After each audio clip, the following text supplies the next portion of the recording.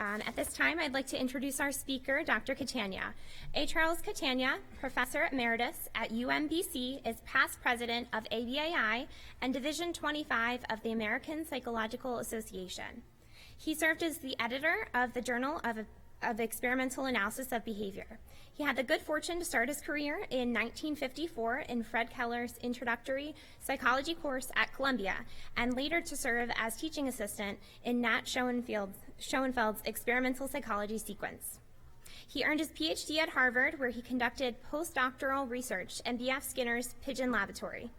After a stint in psychopharmacology, he moved to the University Heights campus of New York University and then to UMBC, where he maintained a pigeon laboratory with Elliot Shimoff, also a Columbia product. In his research, he has focused both on nonverbal behavior as it has engendered and maintained by fundamental behavioral processes, and on the specific special properties of verbal behavior that depend on those fundamental processes. His service as director of an applied behavior analysis master's track at UMBC allowed him to explore relations between basic and applied areas of our field. His latest book is The ABCs of Behavior Analysis. At this time, please join me in welcoming our speaker, Dr. Catania.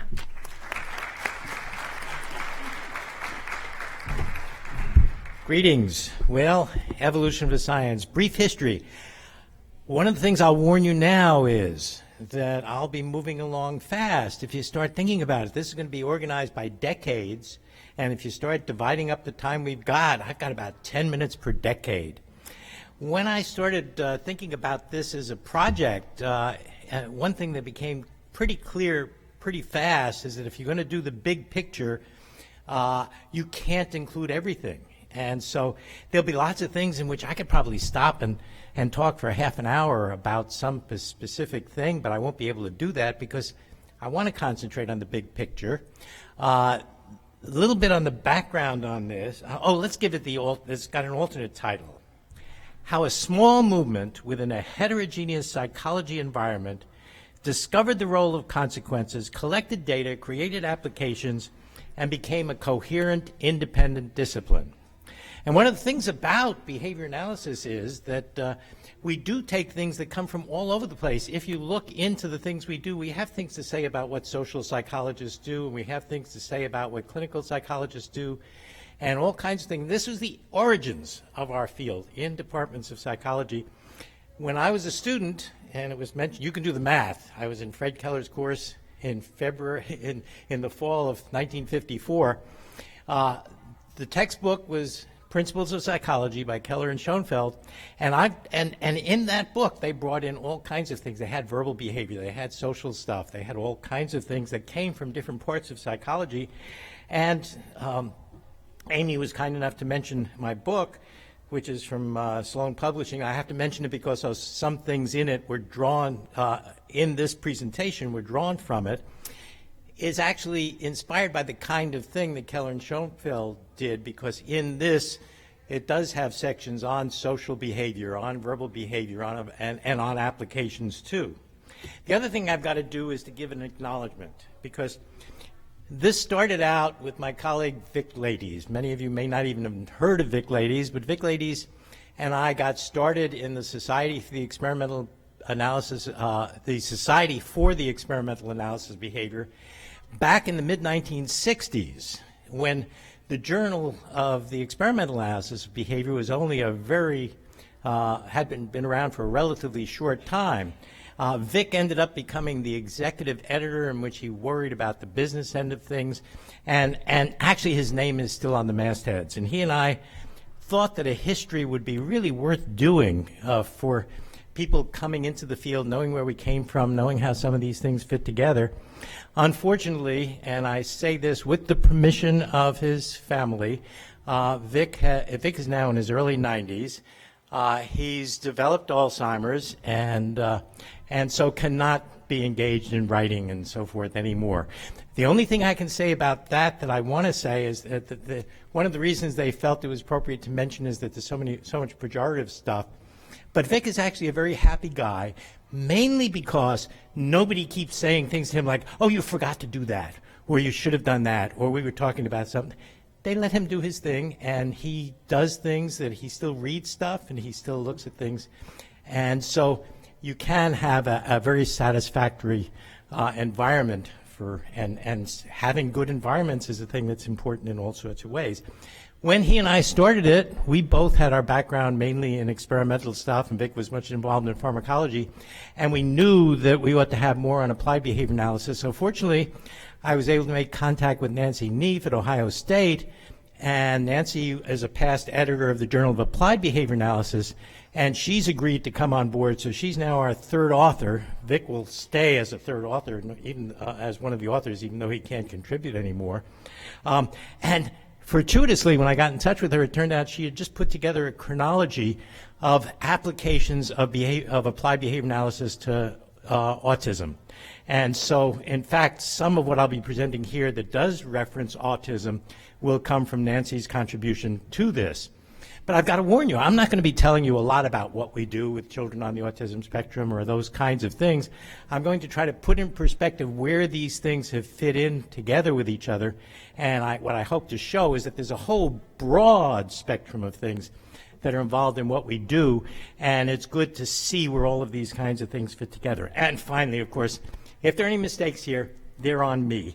One of the things, if you're doing a history, is you didn't mention so-and-so. And I'm sure that if you're here in the audience and you think you ought to be mentioned, I'll apologize ahead of time. Okay, so let's start with the antecedents. I mean, we could go really right back to the beginning.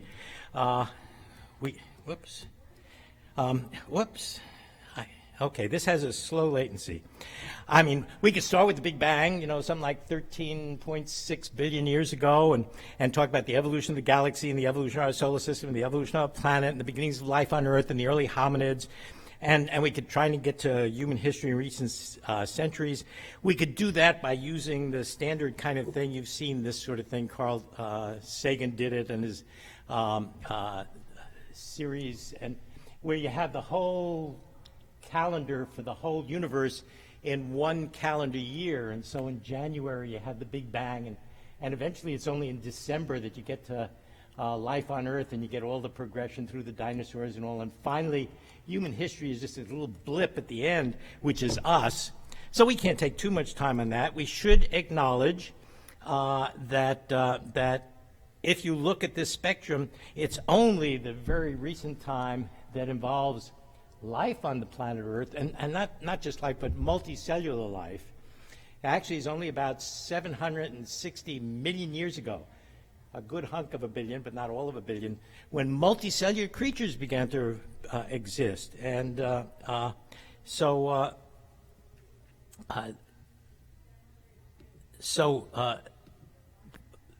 somehow something popped up. Did that disappear? Yes. I don't. Whoops. Let me try to reboot here. Sorry about that.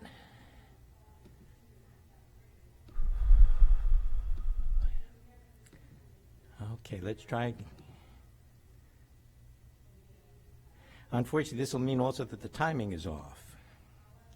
Okay, came back to the same place. Good. If we start looking at an expanded part, this part here is essentially just a little bit here expanded, and you can see that you've got going from 500,000 years up to the present, and then the recent times are up here.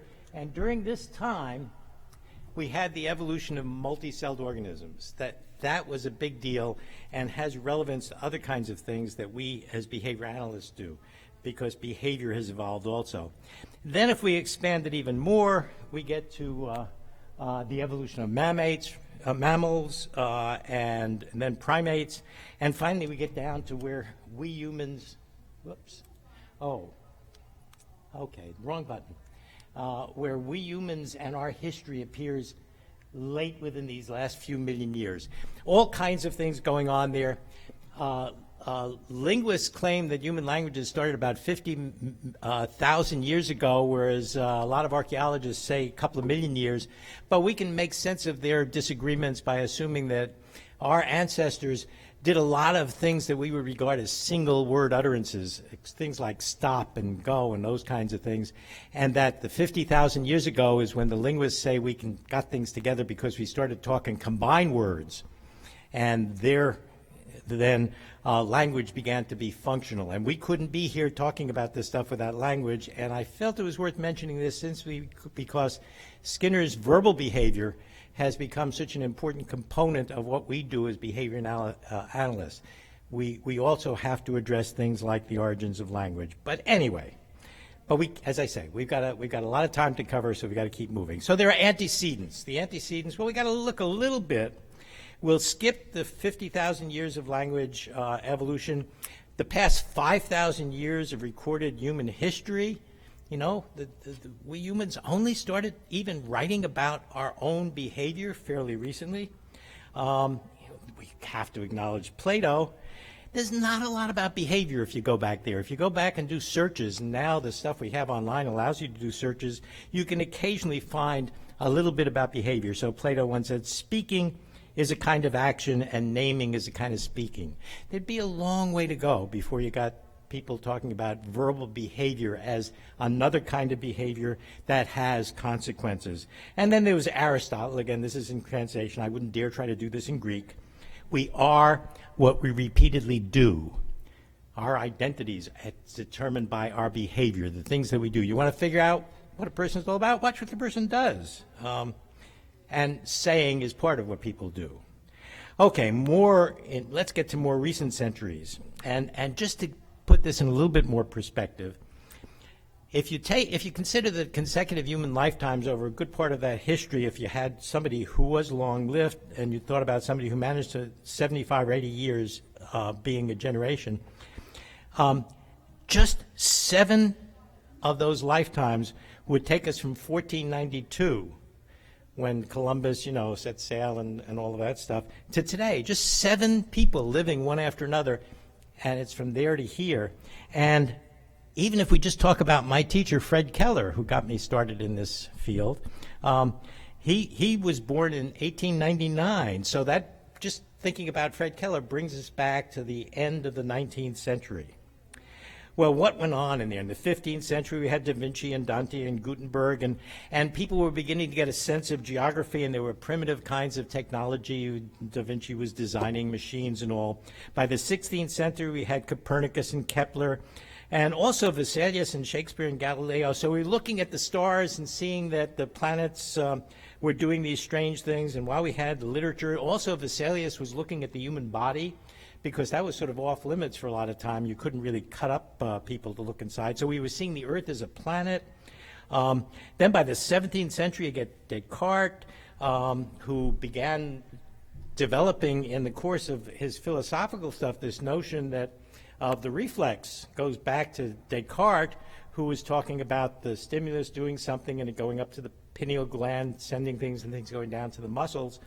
So we can trace that. But then you had Leeuwenhoek beginning to look at the microscopic world, and Harvey at the circulation, and Newton beginning to look at the movement of things. That's, again, getting closer, 17th century. Organisms are being looked at as mechanisms. We start thinking about the reflex. Then you have Galvani and Watt and Lavoisier and Linnaeus and von Humboldt in the 18th century. Natural science is coming along. And so Galvani and these folks, you had electricity being studied by the physicists, but also Galvani was looking at the frogs and things of that sort and seeing that this stuff was vital, life after all. So you had interest in animal magnetism and natural history, and you also had the Industrial Revolution finally coming along just fairly recently. Because what else was going on in the 19th century? We had steamships and railroads, and Britain abolished slavery in 1833, but then in the American Civil War came through the 1861 to 65. We'd like to say that that took care of it, but we know that the vestiges of that in this country still exist today, and all you have to do is look at contemporary politics if you have any doubt about that. We went from telegraphs to telephones, the automobile came along, the light bulb. People could now do things at night, which was harder to do before that. And that's only fairly recent in our history. The gramophone, you could reproduce sounds, you could reproduce pictures with cameras and movies, and the flush toilet. There are some things that are really important. fireplaces and ice boxes. They didn't yet get to the kind of modern heating and refrigeration that would become air conditioning commonplaces in the 20th century. So we take so much for granted, things like air conditioning, but boy, that's a recent thing. When I was a kid and growing up in New York City, there was no air conditioning. It was a different kind of a place. My mother always used to complain about how hot it was when I was born, and I discovered that during the week I was born, the temperatures in New York City was setting records at over 100 degrees. So she was right to complain. It was too hot. And anyway, but in spite of all of this, in the 19th century, there was primitive thinking, especially about what was eventually become the practice of psychiatry. There were these people who did strange things, and they ended up being put away. They had phrenology, studying parts of the head to look at what people were going to do, and mesmerism, which is an early form of hypnotism, other way stations. And you had bedlam, you had madhouses, you had lunatic asylums, lunatic coming from luna, from moon, because the moon was supposed to have influenced all of these things about people's behavior. And whatever diagnosis and treatment there was, it was typically overshadowed by the more important thing, custodial issues. The question is, where do you put these people away? Okay? So that business of separating people out from the rest of the culture, which we are finally turning around from in more recent years, it goes back a long ways. What else happened in the 19th century? Well, this is one person named Charles Darwin, born February 12, 1809. By the way, that is exactly the same day on which Lincoln was born. Same day, same year. So when you hear about celebrations of Darwin Day, think of it as, or Lincoln's birthday, think of it as Darwin Day too. In the 1830s, he set out on this voyage on this ship, the HMS Beagle, spent a long time there, and resulting from that, eventually in 1859, he wrote his book called The Origin of Species. And then later he wrote one on the descent of man and the expression of the emotions and so forth and so on. We have to talk about that because central to what we do is the idea that behavior is selected by its consequences. We shape behavior. We watch the behavior happen, and we arrange consequences for it, and those consequences pick out some things that become more probable, and other things fall by the wayside. We say they are extinguished, right? And it's funny, but the origin of extinction in the way we talk about it, and the origin of extinction when we talk about Darwinian evolution and the extinction of species, actually they came down in different ways. But it turns out it worked out okay because they're both about the same sort of thing that's happening. The stuff that gets extinguished is the stuff that is not selected, is not kept going. So that legacy runs through, as I think I'll be able to show later, throughout everything we do. Leave out Darwin. Somebody else presumably would have come up with some of that, but it was an important and big deal. Now, Darwin, when he started, made a distinction between natural and artificial selection. And artificial selection was already around. Farmers did artificial selection when they picked different seeds to plant and discarded other seeds, so that they picked seeds which were more resistant to disease or picked better crops. The same with people working with animals and animal husbandry. They'd select which ones to breed and so forth. So everybody knew about artificial selection. And that expression existed when Darwin got started and was thinking about these things. Artificial in those days wasn't a word that was pejorative. It wasn't a bad thing. When you did something artfully, it was artificial. Now we think of artificial as meaning fake. So there's a lot of artificial news out there, you know. And what Darwin did was he came up with the suggestion that maybe the same kind of thing happens naturally. And that was the beginning of things. Now, evolution was never the theory. Evolution was, people became convinced of evolution actually before Darwin in the 18th century, when people like Lamarck and Buffon and other naturalists concluded from the fossil records that species have changed on the planet. The theory is the theory of natural selection, which Darwin says accounts for evolution. So whenever you get these extreme folks who want to argue that there's something wrong with evolution, they don't understand. Evolution is the name for something that happened on our planet. Darwin's natural selection is a theory of how that happened, and it's still got it's got some questions and things, and it needs refinement, but what theory doesn't? Then Darwin also came up with a remarkable observation, especially if you look at it in the context of the times. He also noticed that some species, the selection worked because the female essentially selected the male with whom she would be having offspring. And it turns out that that is not quite the same as the natural selection that Darwin was talking about, and drives things in different ways. And that stuff is still being worked out.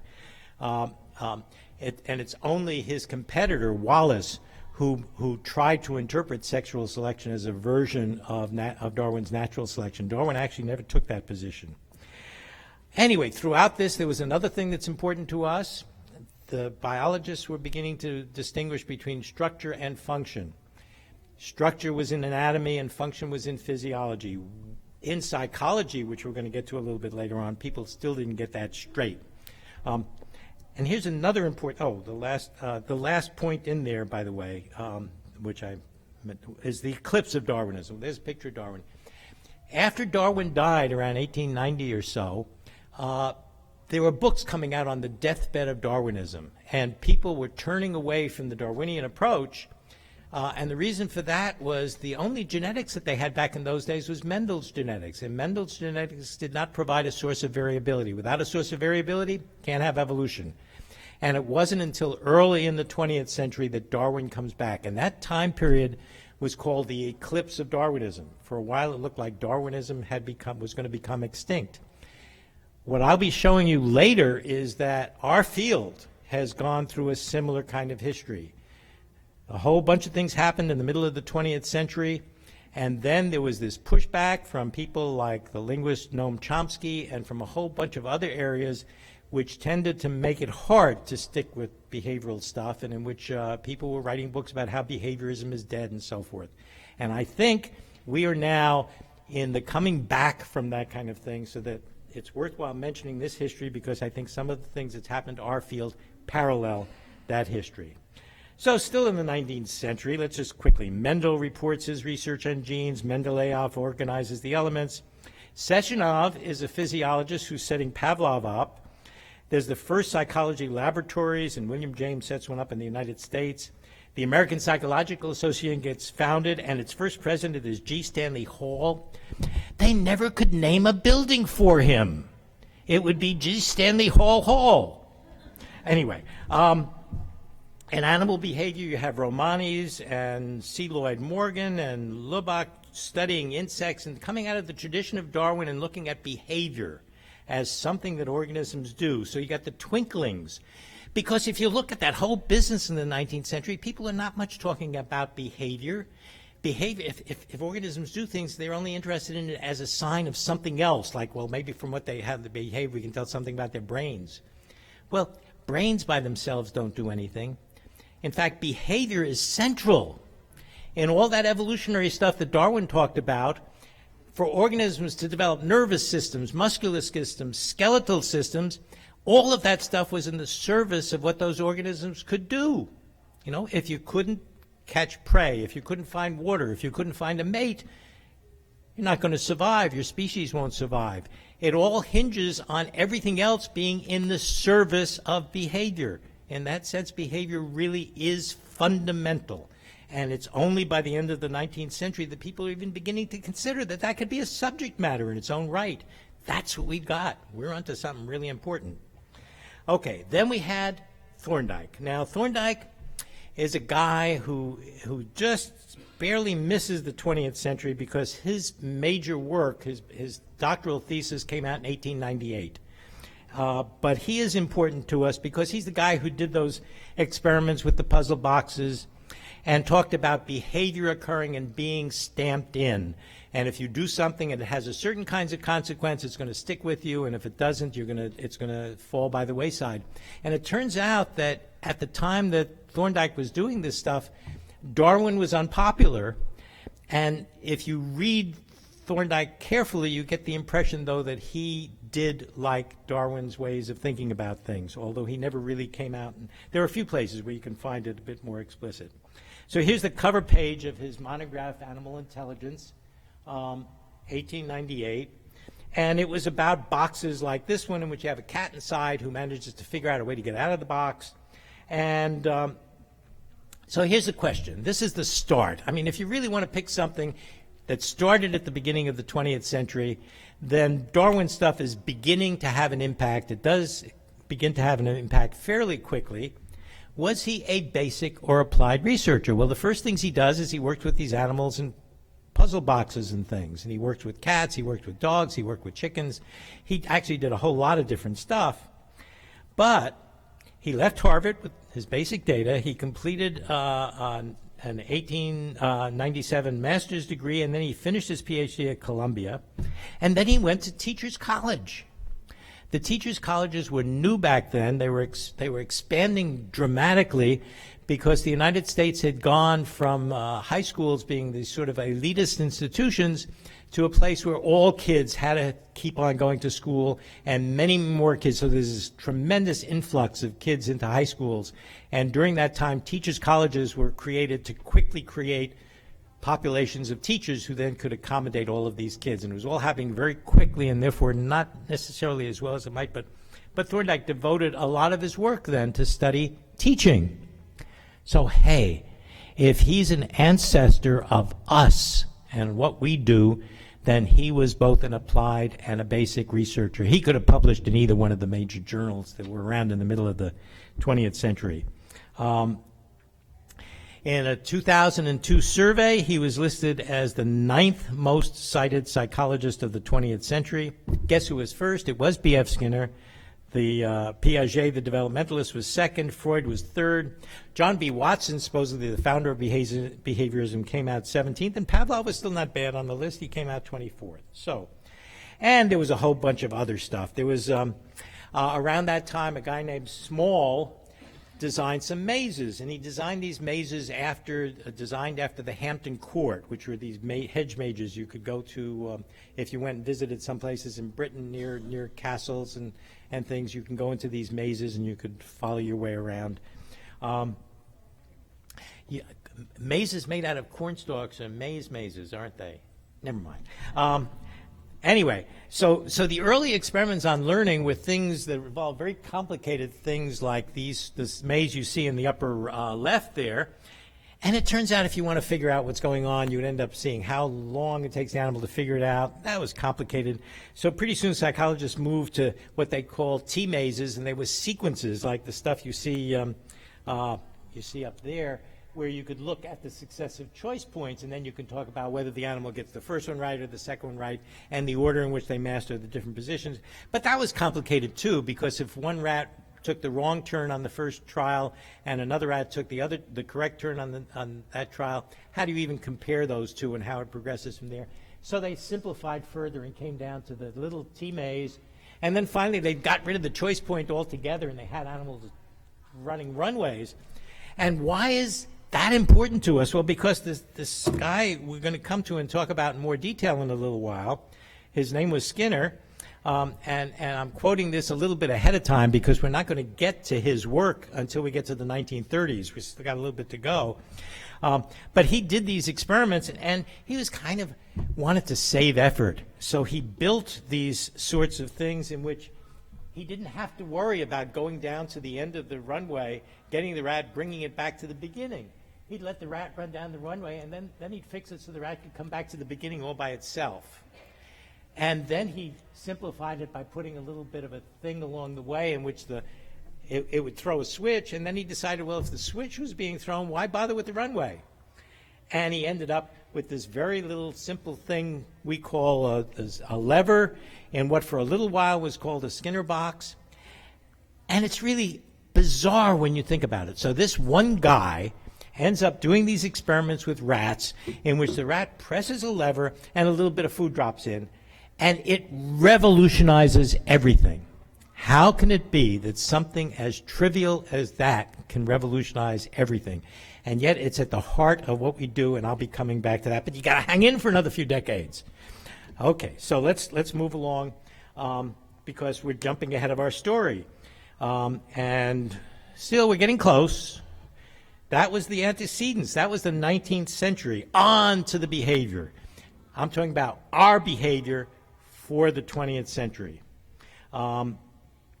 we had antecedents in the 20th century, and one of those was Fred Keller just misses being born in the 20th century. He is born on February 2nd, 1899, in the little town of Royal Grove, New York. So there's one of the antecedents. By the way, I cannot help but be name-dropping in this thing. I mean, I took Fred Keller's course. So I'll get into the picture, and it's kind of fun sometimes, though, to drop names. Okay, the 1900s. What do we have there for us? The 1900s, the Wright brothers. My father remembers as a teenager being outdoors once and seeing an airplane. He'd never seen an airplane before. They were brand new. It's kind of hard to think about a world in which there weren't even any airplanes yet.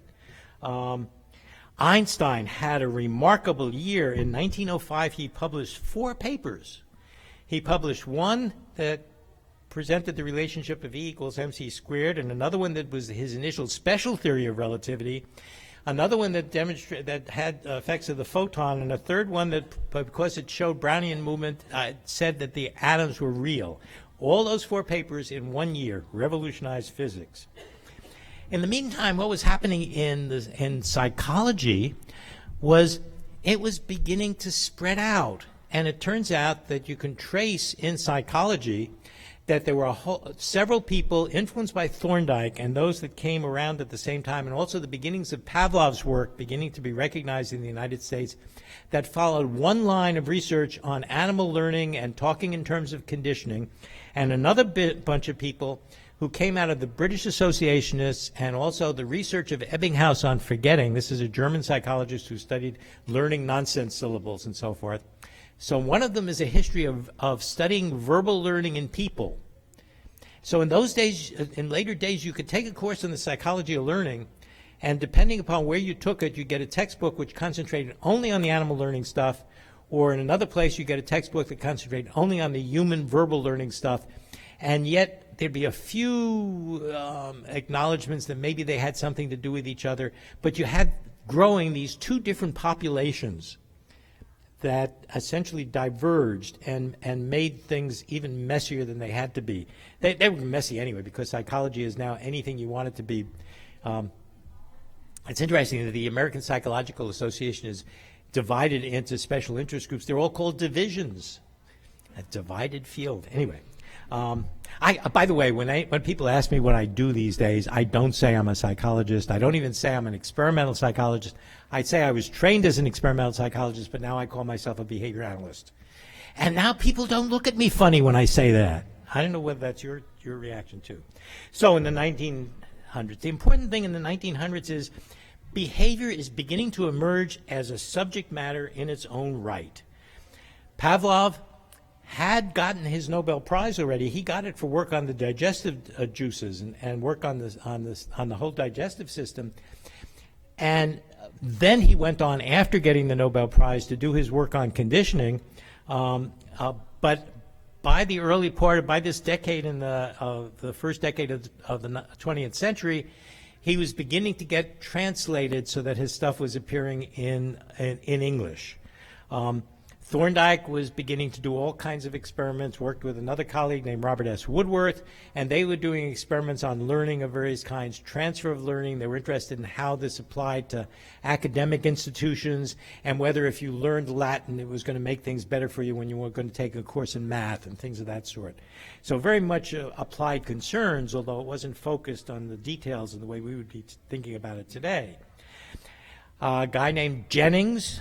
They're mostly men back then, I have to concede. Sorry, we will see that doesn't stay the case. You'll see a few women cropping up in the story later on, I promise. Just be patient. It takes a little while. You got to get through all that first misogynetic first half of the 20th century, or even maybe more than the first half. He wrote a book called The Behavior of the Lower Organisms. It's hard to imagine that we know that Skinner read that book. His book was about the behavior of paramecia and amoeba and other single-celled organisms. They didn't have nervous systems, so people didn't have to worry about, hey, we got to figure out what the nervous system is that allows them to do things. But they did all kinds of things. There were questions about whether they learned. Another researcher named Loeb, who came up with the tropisms, they began looking at animal conduct and began quantifying it. So people were beginning to collect quantitative data. Sherrington, a physiologist who wrote eventually the integrative action of the nervous system, and one piece of his, based on work on surgical preparations involving reflexes in mammals, he came up with this idea that probably somewhere in there's a thing called a synapse, which has something to do with connections between nerve cells. The synapse for Sherrington was a theoretical idea.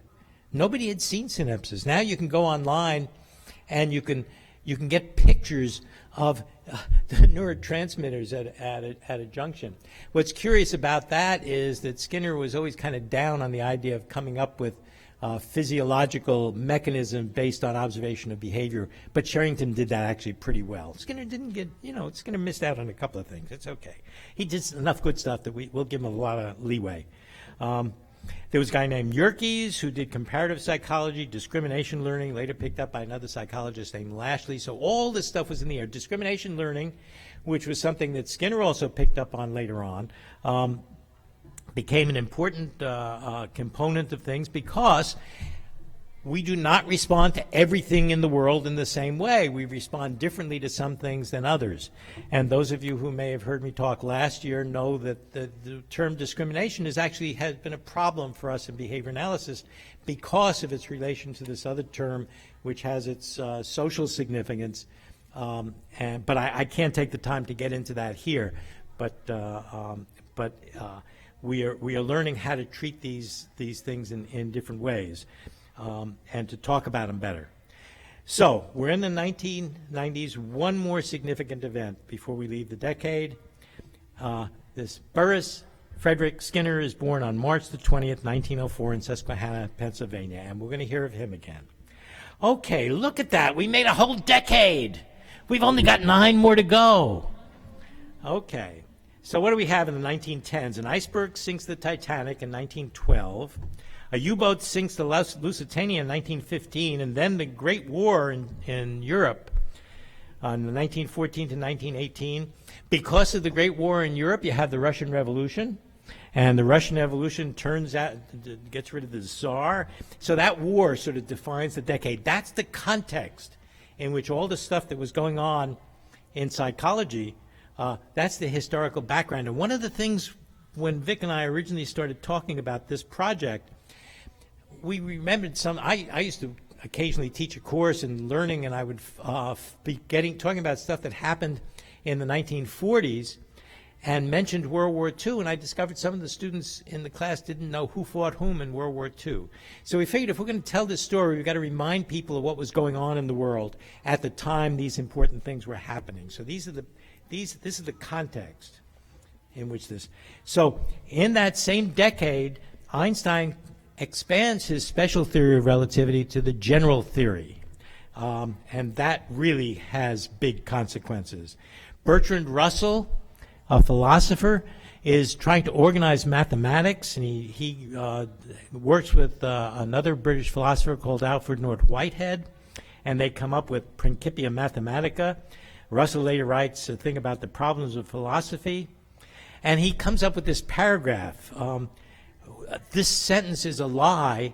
If it's true, isn't a lie. But if it isn't a lie, the sentence can't be true. But if the sentence can't be true, Russell's paradox created all kinds of things in mathematical logic and in systematic mathematics that led to this guy Gödel, who was a mathematician who had this incompleteness theorem, which got to the point where people realized there are some problems that simply cannot be solved.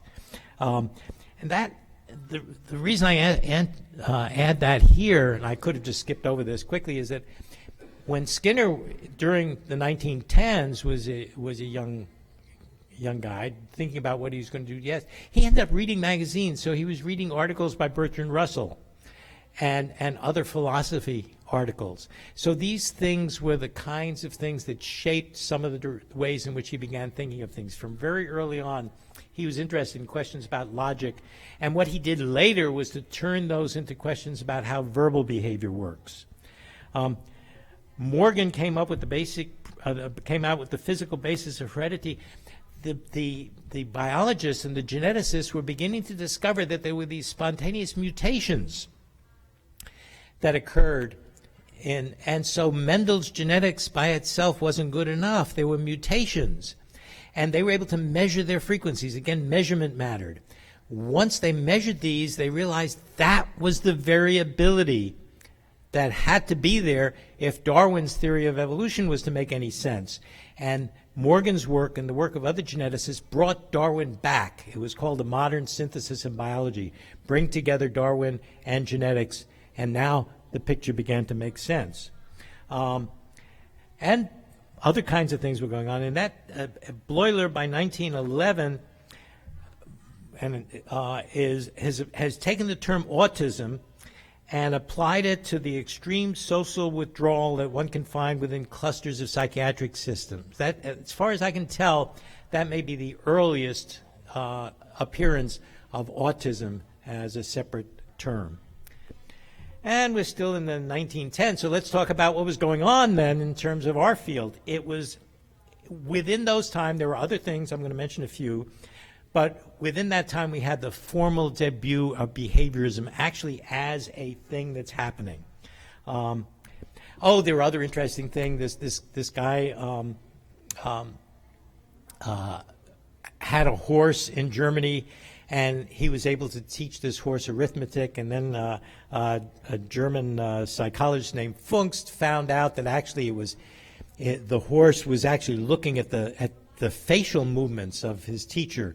When the guy raised his eyelids, the horse would start moving its hoof, and then he'd stop at a certain time, and lo and behold, the horse knew the answer to these math problems. He was the guy, von Ostend was the name of the teacher, and von Ostend was apparently devastated when it was shown that he could not have, the course didn't need to know arithmetic. He just had to be able to look closely at his face. But that became what is still today regarded as the clever Hans phenomena. If you know some of the things that are around in the critiques of facilitated communication, it turns out that much of the stuff that was the concern of what was going on between von Ostend and his horse is what would go on with these facilitators when you discover that the kid can answer the question that the facilitator is helping the kid to type out only if the facilitator sees the question too. If you don't let the facilitator see it, it all falls apart. So it's precisely the same kind of experimental arrangement. That's why I felt it's important mentioning it here, because understanding clever Hans phenomenon is still vital to us, and to our astonishment. I mean, there was a UN conference just a short while ago in which several of the people contributing that were defenders of facilitated communication. We've got a lot to catch up on. Keller, one of the founders of Gestalt psychology, was on the island of Tenerife doing experiments with chimpanzees during the Great War. And people sort of always wondered about that, because it turns out chimpanzees are not native to the island of Tenerife. What we now know is that shipping went by Tenerife to go around the Horn of Africa. And those of you, if you've ever seen African Queen, you know, the movie with Humphrey Bogart and I'm sorry, I'm forgetting the other name. But anyway, Katharine Hepburn, thank you. That's set in those time periods. There was on the top of a mountain above the anthropoid station in which Keller did his research, there was an observation thing in which they observed the shipping that went by and reported it back to the German Navy. So it was actually probably a cover for a spying operation. But anyway, nobody's ever had any problem with Keller's experiments in which he had, you know, a chimp. You'd have a banana up there and out of reach of a chimp, and the chimp would take a box and put it underneath and jump up at the banana. If the chimp didn't make it to the banana, it was a fruitless attempt, right? But that became part of the history of what was going on in those days, because there were debates between Thorndike and Keller and others. Keller said all learning was through insight, and Thorndike said it was all gradual. And, you know, actually it could be either way depending upon what the setup was. So all those things were going on during the war. And in those days, the idea that chimps could do unusual things was really news. Nowadays, people get all excited if they show that a crow can use tools. If you're not a behavior analyst, you find that most of the other people in the world really feel that these animals are not particularly clever. If you're a behavior analyst and know you can teach pigeons to pick out odd stimuli from a group and do all kinds of sophisticated kinds of things, you know we must never underestimate these other creatures. And so I find it remarkable every time somebody expresses surprise. Oh, this creature used a tool. We know we could teach them, but they also managed it on their own. In those days, the same kinds of things. Come up with an animal doing some clever, surprising thing that humans do too, you can make news on it. But remember, I said this was the formal debut of behaviorism. During that time, Watson published a paper which we call the Behaviorist Manifesto, and then he ended up publishing some books on behaviorism. And Watson, when he was doing this stuff, he began to get all kinds of flack. He was dehumanizing, but what he was doing back then, he said, give me a man, a beggar man, a thief, and so forth, and I will make him into this or that or the other thing. He was doing the opposite of what all the folks then were doing, which is saying that people are born certain ways and you can't change them and you can't fix them. He was anti-establishment. He was for women's rights. He was anti-racism. And yet, because he was materialist, he was criticized by his views. Now, things haven't changed that much. As I will show you later, by the time you get later into the 20th century, we find Skinner being called a fascist. You find all sorts of, artificial news, shall I call it? We are, if any field can be said to be on the side of diversity, it's got to be us. Because the variability is at the heart of everything. If you don't have the variability, you can't do shaping. If everything is stereotyped, you can't do these kinds of things. At every level we can think of, whether you're talking about it with respect to bits of behavior, you're talking about it with respect to kinds of people, variability has to be a central part of what we do, and it comes out of everything we know about evolution and our science. And so the fact that these kinds of things come along and then they get attacked, we simply have to recognize it. And one of the themes I'm going to run through as we get through the other decades is how again and again and again we've made some progress and then there's pushback. And that's true with respect to a lot of different dimensions. And one other thing that happened during that time was Fred Keller was now in high school and was working for Western Union, and while he was working for Western Union, he would be the guy who would drive his bicycle and deliver telegrams to people around the town he grew up in, or he was living in at the time. So that's Fred Keller in the middle there as a Western Union delivery boy.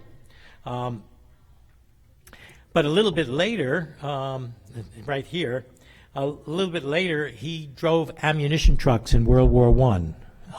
And that was a kind of thing in which he wrote in his autobiography about coming home afterwards and being in parades and talking about the other ones in his unit who didn't get back because driving ammunition trucks in the front during World War I was a particularly hazardous thing. But he survived it. But for us, the important thing was he learned that Morse code, and we'll see why that's important later.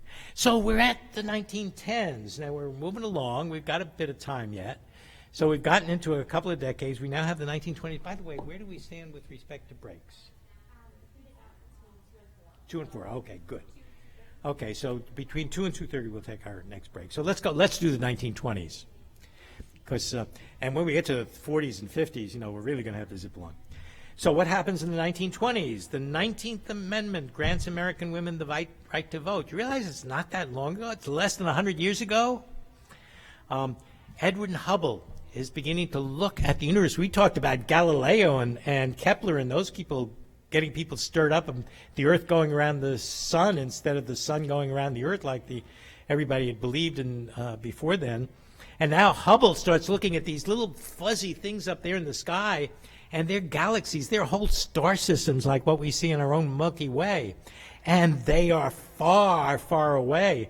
And the galaxy is expanding. And by the way, very recently, there's a whole bunch of stuff showing that Hubble was able to do his stuff because several women working with him, maybe one particular one actually, were doing a lot of the quantitative measurements and picking these things up. So, but now looking at the universe as being this incredible thing, and we're this little galaxy, and within the little galaxy with this little planet. And it made a difference when those guys went up to the moon and they saw the Earth as this little blue dot in the distance. And we are on that dot, and we are finally able to study our own behavior, and that's really special. So, okay, what else was going on? The modern synthesis in biology, bringing the stuff together from the geneticists and Darwin. And then in 1929, there's the Wall Street crash, which begins the Great Depression. And that's the condition in which in the 1920s we have the beginnings of our field. Well, what was there? In 1927 was a landmark. Pavlov was, as I mentioned before, already known because some of his papers had been translated into English. But in 1927, a translation of his book came out. It was called Conditioned Reflexes.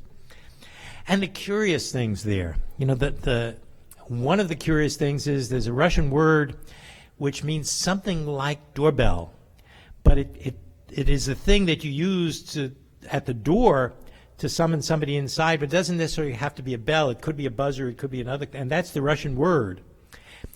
If you go through this book, you'll find that Pavlov does not describe a single experiment that actually uses a bell. I was fortunate to be able to actually visit Pavlov's apartments while it was still Leningrad and before it came back to being St. Petersburg not too long ago. There was a bell. It was on Pavlov's desk, but it was never used in experiments. It was probably there to summon the servants. And because think of it, he was a stickler for detail. You had to get the stimulus just right. You had to be able to repeat the same stimulus every time. You didn't want a variable stimulus. You take a bell and you ring it. It's stronger one time, louder and softer. So my guess is, and I haven't been able to establish this, that it began, and those were the days in which the farmers would be summoned in from the fields for lunch by somebody ringing the bell, the dinner bell or the lunch bell or whatever. And that would be an example in a textbook and saying, well, surely these people coming in from the fields to come for their lunch would be salivating on the way. But as far as I can tell, but I haven't been able to identify those. So that's probably a problem with translation. And that word conditioned, somebody really screwed up there, because that word conditioned, you're conditioning the organism. No, it was a conditional reflex. The food was conditional upon the bell having just sounded. And because of that translation, this whole language of conditioning got imposed on the field. And then later, people couldn't tell the difference between what they called operant conditioning and respondent conditioning. We were left with this burden of having people who took introductory psych courses in which the teachers were kind of superficial about teaching the learning stuff. And so operant stuff was conditioning and Pavlov stuff was conditioning, and then these people are always conditioning people, and then you have brainwashing as being a kind of conditioning, and all of it gets dumped on us as a verbal thing, all because this one word got translated as conditioned instead of conditional. Words matter. Some of you, if you've heard me speak before, know that I'm a real stickler for we reinforce responses. We don't reinforce organisms. It makes a difference to talk about it. You can always say whose response it is. It doesn't have to be disembodied. Anyway, but we must move on. Remember, we've got decades to go, folks. There were learning theorists in those days. There was Clark Hull, who had his mathematical system of drives and habit strengths and all these kinds of things. Guthrie, who was essentially talked about contiguities, just things occurring together in time, was good enough for everything we learned. Tolman was one who looked at maps and behavior in space. Pavlov also was trying to extend his conditioning stuff to language. There was an early behaviorist called J.R. Cantor, and he had a way of talking about behavior, saying we were misled by lots of things. And he made great contributions for talking about the things we shouldn't be misled by. Although if you look for his major positive contribution, he didn't do research, but he was a colleague of Skinner at one point, and some of those kinds of thinking presumably made a difference. And in those days, people talked about psychology as if the model science for us was physics. I'm going to argue later as we get further on that the model science for us is biology. Would have been a totally different world if Skinner, instead of having gone to the Department of Psychology at Harvard, had gone to the Department of Biology. And then it would have been a totally different world, because if he had done the same kinds of things, he would have had quickly had entry into the medical school. And there's something about coming out of biology that makes it harder to argue with. And I once wrote a paper in which is about the history of behavior analysis, and the subtitle was an alternate history. So I wrote that history in which Skinner goes to the biology department, and eventually he ends up getting a Nobel Prize. And what happened was I began to get email messages from people who read the rest of it. Skinner's going to biology department. He went to, in real life, he went to psychology, but they get to the Nobel Prize and they write to me and they say, Charlie, you know Skinner didn't get a Nobel Prize, don't you?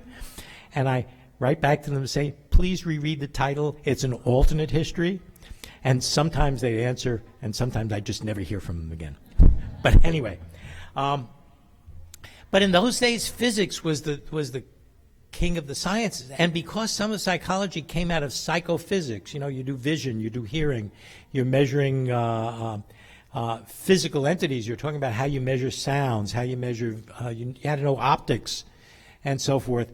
So, and physics had its theories. I mean, there was Einstein with his theories, and those were really powerful things. So when people were publishing stuff, it was all setting out the theories and setting out the principles and the things you could derive from it. Hull had a lot of those kinds of things. And in early Skinner, you'll find also that sort of thing. So that was part of the environment in which people were working.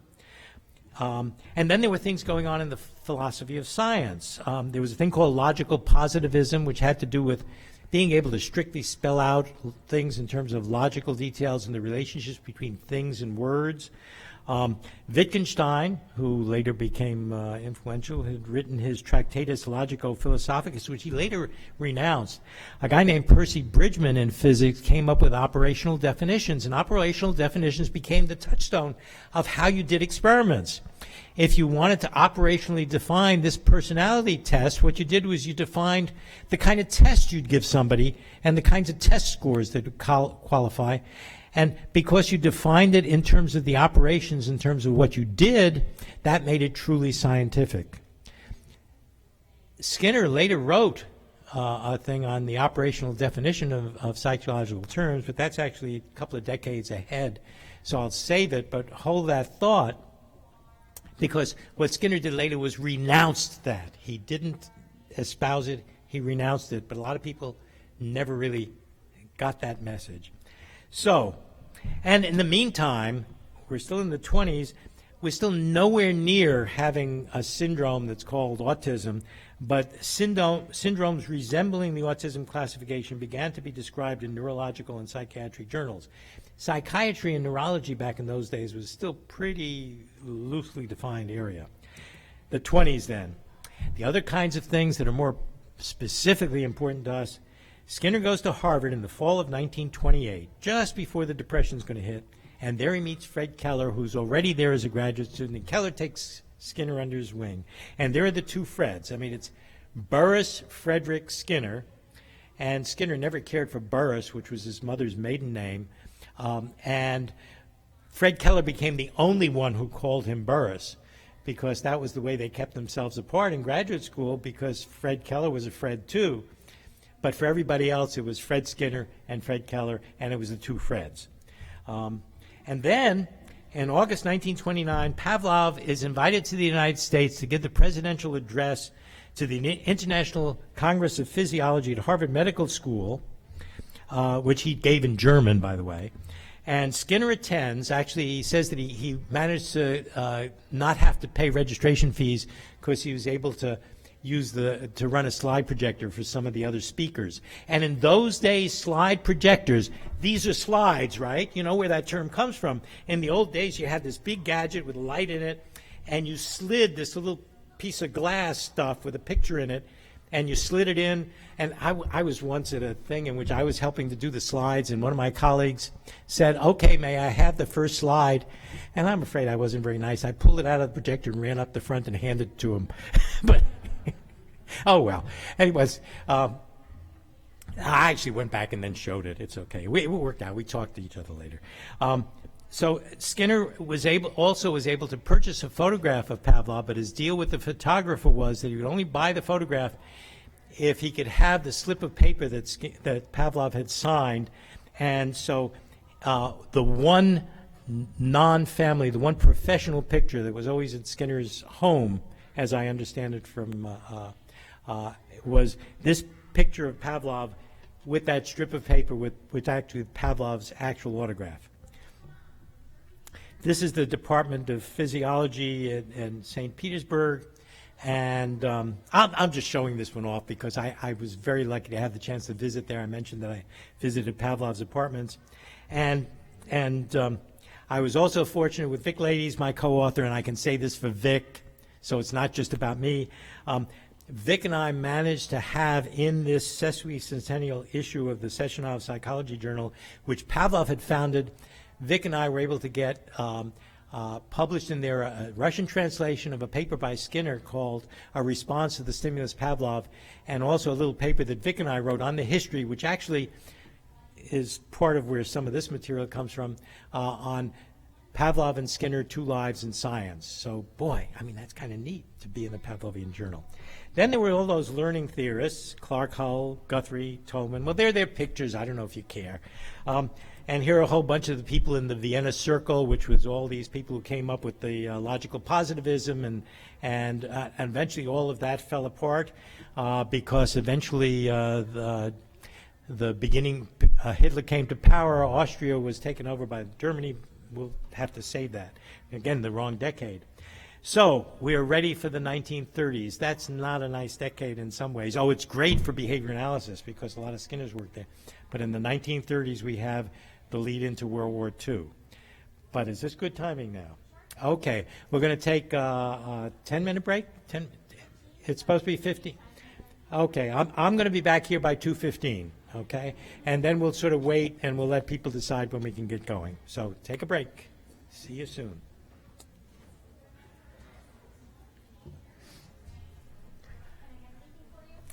I think I'm going to have some water, that's for sure. Well, I hope you're refreshed from your break because we're going to now increase the pace because the trouble is that the further along you get, the more things start happening. So in the 1930s, okay, what happens in the 1930s? Well, with respect to talking about our field, Fred Keller and B.F. Skinner earn their Harvard PhDs. Hitler comes to power in Germany, and the war clouds gather. And finally, by the end of the decade, Hitler invades Poland in 1939, which is the start of World War II. But meanwhile, what's going on? Well, it's the Depression, and jobs are hard to come by, but still academic positions continue. So Fred Keller takes a teaching position at Colgate University, and from there he moves to Columbia University in 1938. That move to Columbia University is critical for a number of reasons. In 1938, Skinner is pulling together a lot of the research he's been doing with his rats, pressing that silly little lever, and he pulls it together in a book called The Behavior of Organisms. Remember, I had mentioned Jennings' Behavior of the Lower Organisms as perhaps an inspiration for the title. And also, once Fred Keller is at Columbia, well, there's going to be a war getting in the way for a while, but he's beginning to think now about teaching about some of this stuff that his colleague back from graduate school has been developing, and that will turn into a curriculum. At Harvard, Skinner becomes a junior fellow, and what that does is it frees him from worrying about tuition and those kinds. He's free to pursue things on his own, and he starts to do his own research, building his own bits of apparatus, looking for something, looking for ways in which behavior is organized, in which behavior is orderly. one of the members of the junior fellows, one of the senior fellows, the faculty members who meet with the junior fellows, and they would have dinners together from time to time, and they would talk, and this was the opportunity to meet these more senior people, was Whitehead. Now, you might remember Whitehead as the co-author with Bertrand Russell of the Principia Mathematica. And Skinner is apparently at one of these meetings talking to Whitehead about behaviorism. And Whitehead offers a challenge to Skinner. And he says, what can you possibly say about a sentence like, there is no black scorpion falling on this table? Okay?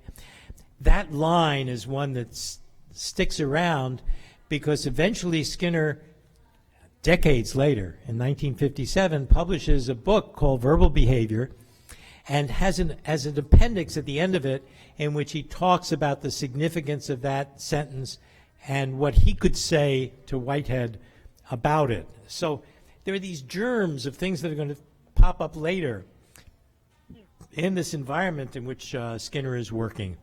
Because along with the lever pressing stuff, he's doing things like statistics in Shakespeare's poetry and other kinds of things on the side that involve aspects of language and so on. So there's Whitehead and the Black Scorpion.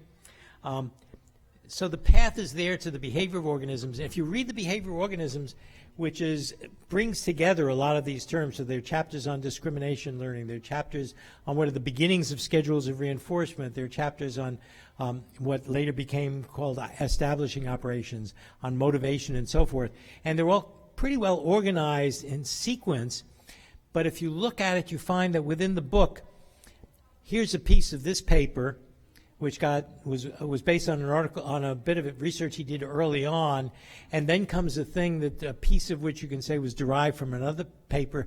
So he put together all of these things, and you actually see the vocabulary changing as you go through the book, and I'll say a little bit more in detail about that in a moment. And then in 1936, he moves to the University of Minnesota, where he stays through World War II. He leaves in 1945. We'll come back to that. So here's Keller and Skinner in their early days. Here's the cover page of the Behavior of Organisms. So what's this stuff about? You've got these chambers, an experimental chamber. On the left here, you see the one that's designed for rats' lever presses. It's got the standard kind of thing. Skinner's actually original ones were cruder than this suggests. On the right side, you've got one that would be have keys on the wall where pigeons could peck. There was a substantial period of time in which people called these Skinner boxes. And that turned out to be another one of those pejorative terms later, in a way I'm also going to show you later on. It turned out to be that Skinner never approved of the term, and those of us working in the pigeon lab eventually later would never call these Skinner boxes. If somebody came along and started talking about Skinner boxes, you knew it was somebody who was somewhat removed from this kind of research. And they were looking at it from the outside, with some exceptions perhaps. But it was a reasonable bet that they weren't the sort of core behavior analysis person. And of course, it wasn't even called behavior analysis. We were still in psychology departments by and large. Skinner also developed this thing called the cumulative recorder, which turned out to be very helpful. It was a device in which the paper rolls on one of these rollers, and as it rolls along, the pen just moves a little bit every time a response occurs. Well, if the pen is moving very fast because responses are coming quickly, it's going to be a steep line. If the responses occur slowly, it's going to be a shallow line. So you look at this thing, and right away, you can see all these details of how responding speeds up and slows down and has these different patterns in time, which if you were just watching the animal respond, you'd never be able to pick up. But if you start looking at these on records, then you start seeing something. And this became a tool which was essential for people doing this stuff, particularly in the days before computers and all, where you could actually just have this kind of thing, you could look at it. And I told you I occasionally show off a little bit. Skinner, later on with his graduate students, would occasionally take one of his old records.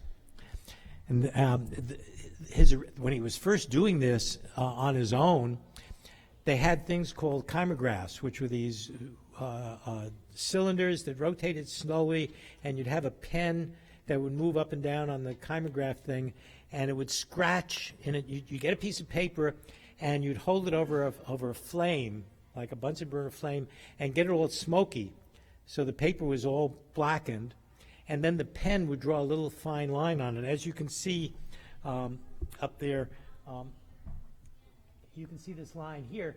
This is an actual cumulative record of a rat's lever pressing that Skinner obtained back in the 30s when he was doing his experiments all on his own. And what he did was he occasionally would pull out one of these old things. He still had a collection of his old records, and he scribbled on it. I can brag about being a DCR. I'm a doctor of cumulative recording.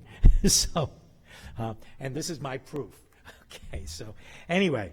But those are the kinds of records he worked with. It was a tedious kind of thing. For every session, you'd have to get this stuff set. You'd attach it to the chimograph. You'd set it up, and as long as the pen didn't break, and you got this record, and then you'd shellac it afterwards to protect it so it wouldn't get. So not only was this fairly simple stuff, but it was a lot harder to do some of the stuff in those days. Now, during the 1930s, Skinner had to work through a whole bunch of intellectual issues. They had to be resolved. First of all was the whole business about what counted as a response.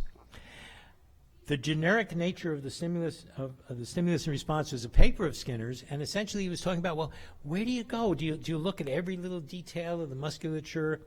Do you try to group things into big things? At what level do you measure things? And it turns out that you measure things until the point at which you're measuring at a level where things begin to look orderly. What we have inherited from that is this notion of an operant class. It's a whole class of responses that belong together.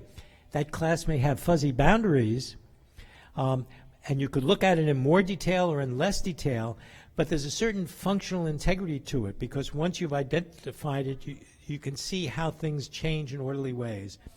It does mean it's a human judgment. There's a bit of artwork in doing this kind of thing. He also had to get out from under that language of conditioning. We ended up toward the end of before the break, talking about the language of conditioning and how the language of conditioned ended up creating problems for us. But he was sort of stuck with that and was trying to describe what was going on in what he was seeing. So think of this. You're looking at these changes in behavior in this little box as an animal is doing something, and you're seeing things go faster and slower.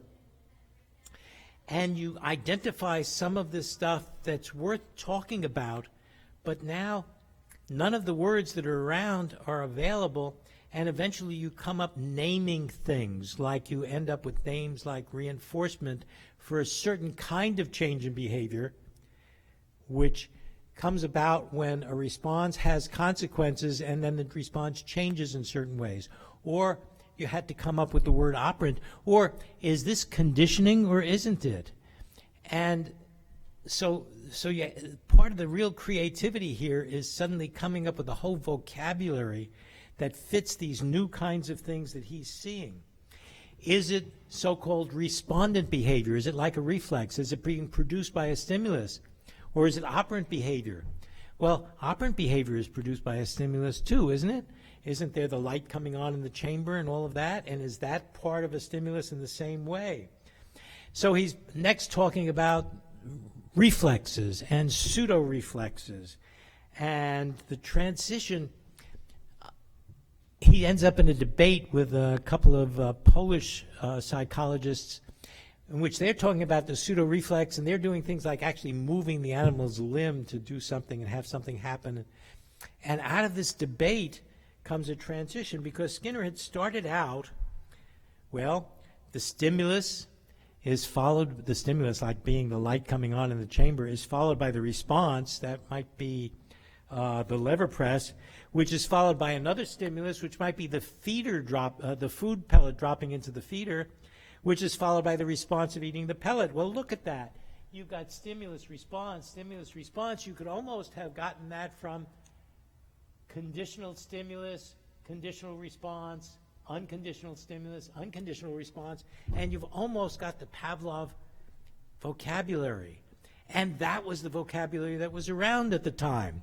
And he's struggling with this. And one of the things he says in his autobiography is, I had to struggle to free myself from the language of conditioning. So after a while, the stimulus drops out. Because, if you're talking about what this response is going to have as its consequences, you don't need to worry about whether it was in the presence of the light or the absence of light or whatever. So pretty soon you move what? It's something happening inside the organism's head or what? And then you move a little bit further on and you notice this S got dropped out. You got the response is followed by the stimulus, which in turn produces its response, eating the food pellet, say. And then you get a little bit later on and you find suddenly it's trimmed down to its bare bones. The response produces the stimulus. It's the free operant. It's the response that it can occur at any time. And until you've read through Skinner's story of how he went through this, it can be a mystery as to why it was so hard to get there. But this idea that this response occurred and it didn't need a stimulus, it was emitted. It was not elicited. That was a crucial, enormous step that had to happen in that. So it took a long time. You started from all the terms of the old Pavlovian conditional stuff, and you ended up with this. Now, one of the things that bothered people was that, do you mean the response isn't caused? Well, of course. All sorts of things led to this response. All sorts of antecedents, like deprivation conditions and so forth and so on. But when those are in place, then this response will simply be emitted just like a radioactive particle could be emitted from the, well, just like a particle would be emitted from the nucleus of a radioactive substance. It's not that it's uncaused, but we can't say just when it's going to happen. Once it happens, then it may have consequences, and if it has consequences, that captures the behavior, and then we have the process of selection. So all of that had to happen. It wasn't simple, and it wasn't quick. So he comes up with differential reinforcement. In differential reinforcement, you have some continuum. Let's say this is something like the position of a response. Let's say I have a strip and a rat pokes its nose through. And only if the rat pokes its nose through in one particular position on the strip do you deliver some reinforcer. And what you find over time is more and more of the responses that satisfy those contingencies occur, the others tend to drop away. That's differential reinforcement. That's the heart of shaping. That's our kind of selection. And it has properties in common with Darwin's kind of selection. So we get into these mysteries, but what about this response? Let's say there's a response force.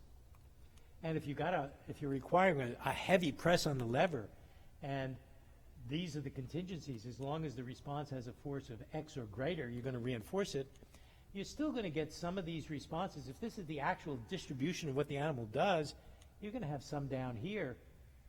Are they not members of the operant class, even though they were created by the same set of contingencies? Well, you have to distinguish between, these are the contingencies. It says we're going to reinforce a response if it occurs between here and here. And this is the behavior. That's the operant class produced by those contingencies. They're two different things, but we talk about operant classes, and we are happier and happier about talking about operant classes the closer these come together.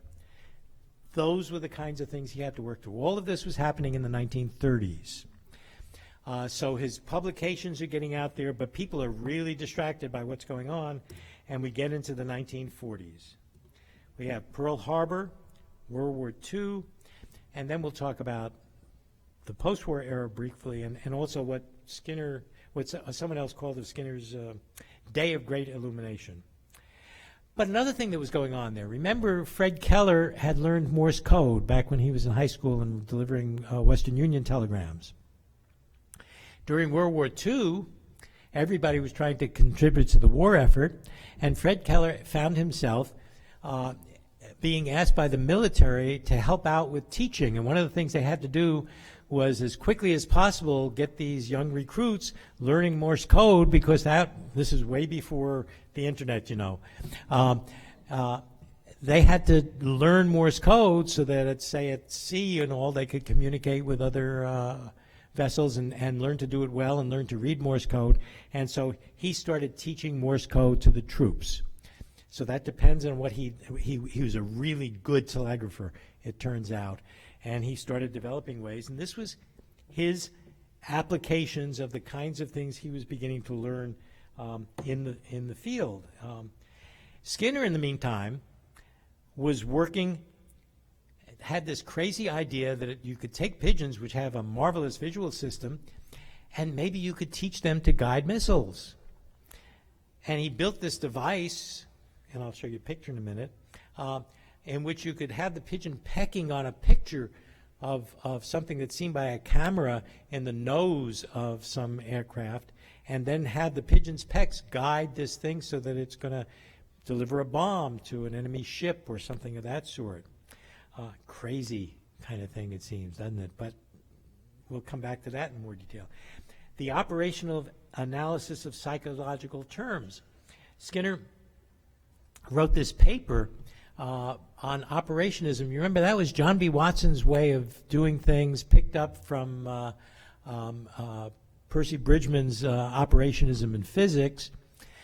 And in this paper, which was part of a symposium organized by his teacher, E.G. Boring, Skinner actually said that there was an alternative to operationism, and he called it radical behaviorism. Because unlike Watson, who said we can never say anything about words and all because they're all private and that's be out of reach for us, Skinner said we can talk about those kinds of things. What we have to ask about is how does the verbal community teach those words? And by doing that, Skinner opened up the field not only of verbal behavior by introducing some ways of talking about verbal behavior, but talked about how we can address the whole language of feelings and emotions by addressing how the verbal community teaches us to talk about ourselves. That was another crucial kind of thing. And here again, if you pick up popular books these days by people who are writing about psychology, Sapiens, there are all these people who are writing these popular books, and you look up Skinner in the index. If you find Skinner in these indices, you'll usually find 3 or 4 pages here or there in which they say, well, behaviorism was important at the time, but these folks were all mechanistic, and all of Skinner's stuff was based on stimulus-response theory. These are folks who are totally ignorant of what Skinner has done, who presumably never even read Skinner. They only read Chomsky's critique of Skinner. And this is around to this very day, okay? And I am always tempted when I read these things to write the letter to the editor or something like that, but you'd be doing nothing else if you're doing this. But if you're ever inclined, do it, because we've got to push back against those mischaracterizations. Then also what happened was at the end of the war, Skinner and his wife, Fred and his wife Eve, had their first daughter, Julie, who later became Julie Vargas. And they wanted to have another child, but Eve said, well, gee, but it's so inconvenient, there's so much. And Skinner said, well, why don't we try to build a crib that makes it easier for you? And they built a thing called I guess he'd originally hoped for a boy because it was originally called the air crib, spelled H-E-I-R. And then later they turned it into the air crib because Debbie was born and Debbie was not a boy. So, I guess heiress crib doesn't sound right. But anyway, and we'll see some of that. Skinner also moved to the Department of Indiana as the chair of the department. At the end of that time in 1947, he was asked to deliver some lectures at Harvard called the William James Lectures, which were alternate years were in philosophy or psychology. And he delivered his William James Lectures, which were an early form of his later book, Verbal Behavior. And on the basis of those lectures, apparently they invited him back permanently as a Harvard faculty member, so he went back there in 1948. And we will see some of the consequences of that separately.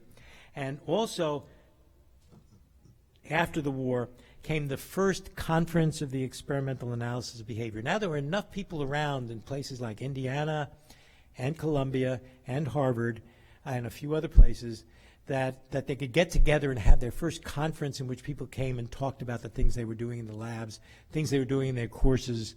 And so there began to be developing a larger mass. I mean, we now reached a critical mass of people doing these kinds of things. So it's beginning to have some organizational structure to it. And then also toward the end of after the war, here are all these GIs coming back from the war. Some of them were going to be going to school and the GI Bill of Rights. There was going to be this tremendous influx of people into the university system. And Skinner was wondering what was going to become of them, and he wrote a book called Walden 2. And there again, you get all kinds of criticisms of it. And for a while, it was a wildly successful book. Lots of students read it. You'd find it all over the place. You can still, if you want a copy, it's, you know, dirt cheap on eBay. But anyway, in it, he has all sorts of suggestions about doing things, and there's all the stuff about the kid wearing a lollipop around his neck and not supposed to lick it, and teaching self-control. But there were things in it that were people made fun of who later read the book, and what's often forgotten is that those particulars weren't what Skinner cared about. The book was that the community was going to be experimental. We don't have to take it for granted just because this is the way we do things, that that's the way we always have to do things. We can always try to do them differently and see how it works. So the heart of Skinner's message is we've got to change our environments and explore and try to find out something about how our own behavior works, including in social situations and communities. And so there have been Walden 2-like communities, Twin Oaks and other places, and some of those have persisted. They've tended to lose contact with the behavioral origins and the behavioral principles upon which they've been based. But the idea that we can experiment, we now are in this position where we better experiment with this larger community we call going from cities and states and organizations to countries. We obviously could do things a lot better than we're doing them. So the idea of an experimental look at society is something in need. So now let's go through a few of those things quickly in detail. You know, here are examples of the telegraph keys that Keller used when he was teaching Morse code, and those used to actually also be used in experiments with human subjects in the lab. And this is Keller teaching Morse code to troops during World War II. He got a medal, presidential medal from Harry S. Truman at the end of the war for the teaching he did. And that also established himself in a position to then institute other things in teaching. So part of it was, how do you organize the material to be taught? What kinds of consequences do you arrange for right answers and wrong answers, and so forth. And then this next one shows on the left side a pigeon's view of the disc on which a target is being propelled, and the pigeon would then be taught to peck on some particular target. And the disc was set up in such a way that if the target was going off center and the pigeon pursued it, it would then turn the disc there, and that would activate sensors that would bring then the guidance system to bring the stuff back on target. Some mathematician proved that the system wouldn't work, but Skinner built one that did work, and they actually tested it with a prototype. But the mathematician's judgment that it couldn't work prevailed nevertheless. And the other, that's the military for you, right? And the other part of it was it was beginning to move late in the war, and also things like proximity fuses. So you didn't really have to be that accurate to hit a target. So all of these kinds of things changed. But in the course of this, in training the pigeons to do this, on that day of great illumination, Skinner started to work with pigeons in these open spaces and using devices that could make sounds and deliver food quickly. And so, there had been shaping of a sort in chambers with levers in them, but this began to be the possibility of shaping in an open area with an organism that was free to move around and delivering reinforcers, so that this was the creation of shaping as our way of doing things. And good grief, we all know that shaping is central to everything we do. So here's a pigeon in a harness learning to navigate to a target. They actually had this thing set up so that the pigeon would be in a harness suspended, and by pecking one way or another, the pigeon could guide itself into coming to the target. And then also around those times, there was this magazine called the Ladies' Home Journal. And they published in it an article about Skinner's air crib, except without telling him they changed the title to Baby in a Box.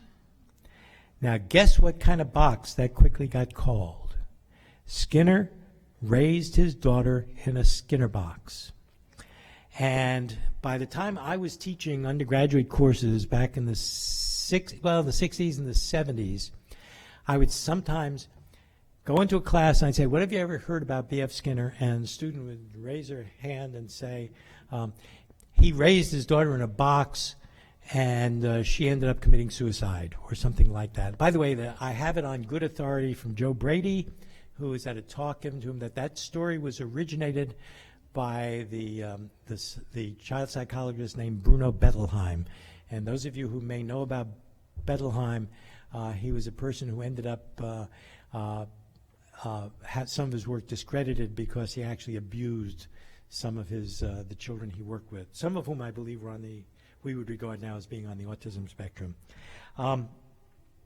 But, I mean, mainly what he did was he tried to design a better crib, in which, I mean, after all, we live in artificial environments. We're in rooms, we're not exposed to if it was wintertime, we'd still be in here, we'd be comfortable. For little kids, the environment in a typical house in those days, especially before air conditioning and all that, was not the most optimal thing. The kid should be a little bit warmer. So he built this small box and had a sheet to make it easier so that you didn't have to have blankets and stuff on it. And it worked pretty well. And here's a picture of one on display at the Archives of the History of American Psychology. Here's another one. That's in a more recent air crib on the left. The kid on the top picture, his name is William Catania. He's now in his 50s. So is the other one on the bottom. His name is Kenneth Catania. The kind of crib, we didn't raise our kids in an air crib. The kind of crib we used was an air crib. And they were in and out of the thing. They didn't stay in it all the time.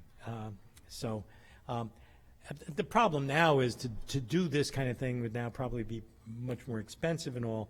But it's funny that you occasionally see these things lately of using cardboard boxes for kids, and also baby in a box is not so, it's as a term, it's coming back. Whoops, I should not have had that on. Sorry. It's my wife telling me I shouldn't have talked about that in public, right? Excuse me. Okay. This now is it's a picture of many people at the Cambridge meeting. I'm sorry, I thought I turned it off, but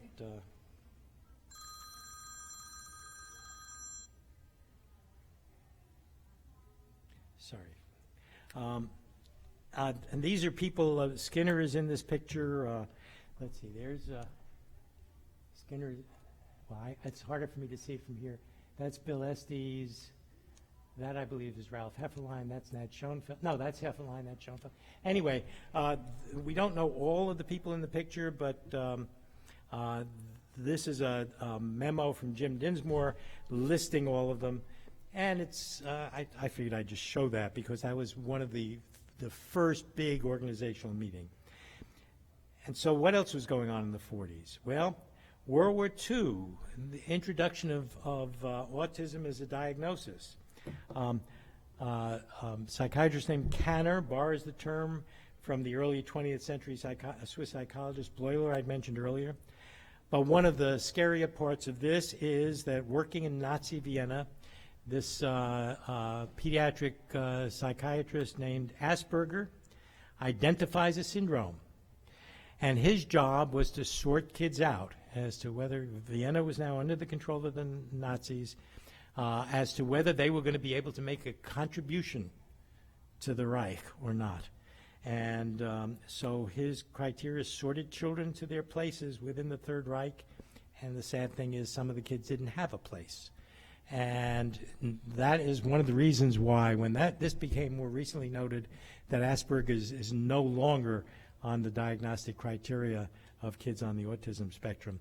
If one goes back and looks at what his criteria were, they're so far removed from the kinds of behavioral things that we'd be interested in that it's really kind of strange stuff. If you really want to read about that in detail, there's a book called Asperger's Children that has a whole story of his career. And After the war, he ended up making a reputation for himself, writing papers in psychiatry and so on. And in the meantime, by that time, people were doing behavior analysis, and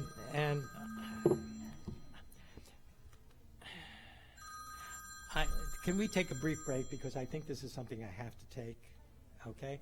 Could you just pause it? Hello?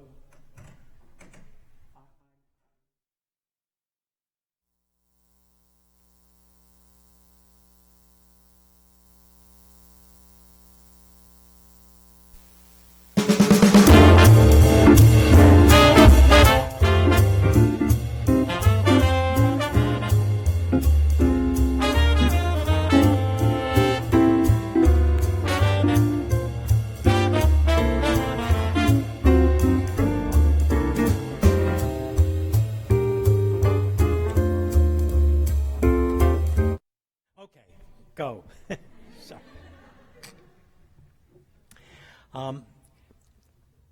People were beginning to learn about this stuff, and one of the things was, as you get into these kinds of things, for lots of us, once you started hearing about behavior analysis, it just made sense. And it seemed that if it made so much sense, it had to be useful. I mean, back in those days, there wasn't much in the way of research. There weren't people doing things in labs. There weren't all these applications, but if it made this much sense, shouldn't we be able to do something with it? When I was a student, certainly, I didn't even know the other things that were going on. There was a little bit in the mid-50s, but not a lot. And so being here now today, as I will tell you a little bit more about later, and seeing where we started and what we knew and what the possibilities were, it's just amazing to see how much has happened and how much we've done. Well, anyway, there was World War II and the post-World War era. During that time, W.N. Schoenfeld earns a PhD in social psychology. As a social psychologist, he was the one who coined the term ego involvement. And he remained in the Department of Psychology during the war, and then began to talk to Fred Keller, and Keller got him to read Skinner. And he just got so taken up with it that pretty soon they developed an undergraduate curriculum. And after a while, they put it together as a textbook in which they would now try to present to their students the kinds of psychology that Skinner's findings had generated with these basic terms and basic processes. And so their textbook was Principles of Psychology, which was published in 1950, and which was the textbook that I used when I was an undergraduate in the intro psych course. And what they did, unlike Skinner, who when he wrote The Behavior of Organisms pretty much referred to his own work because that's what it was. It was accumulation of his own research he was talking about.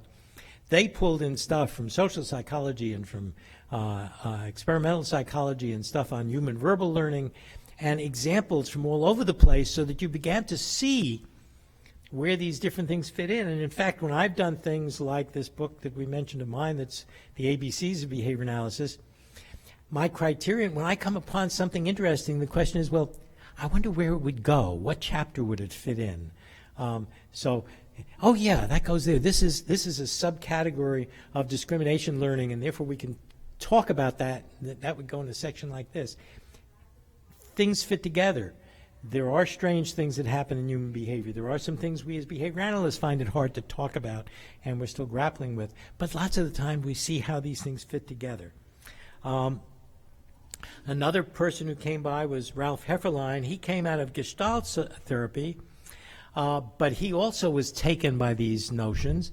And in fact, he's one of the originators of biofeedback systems. When I was an undergraduate, when I served as a subject in one of his experiments, it involved putting electrodes on the jaws. In those days, it was difficult to record muscle potentials.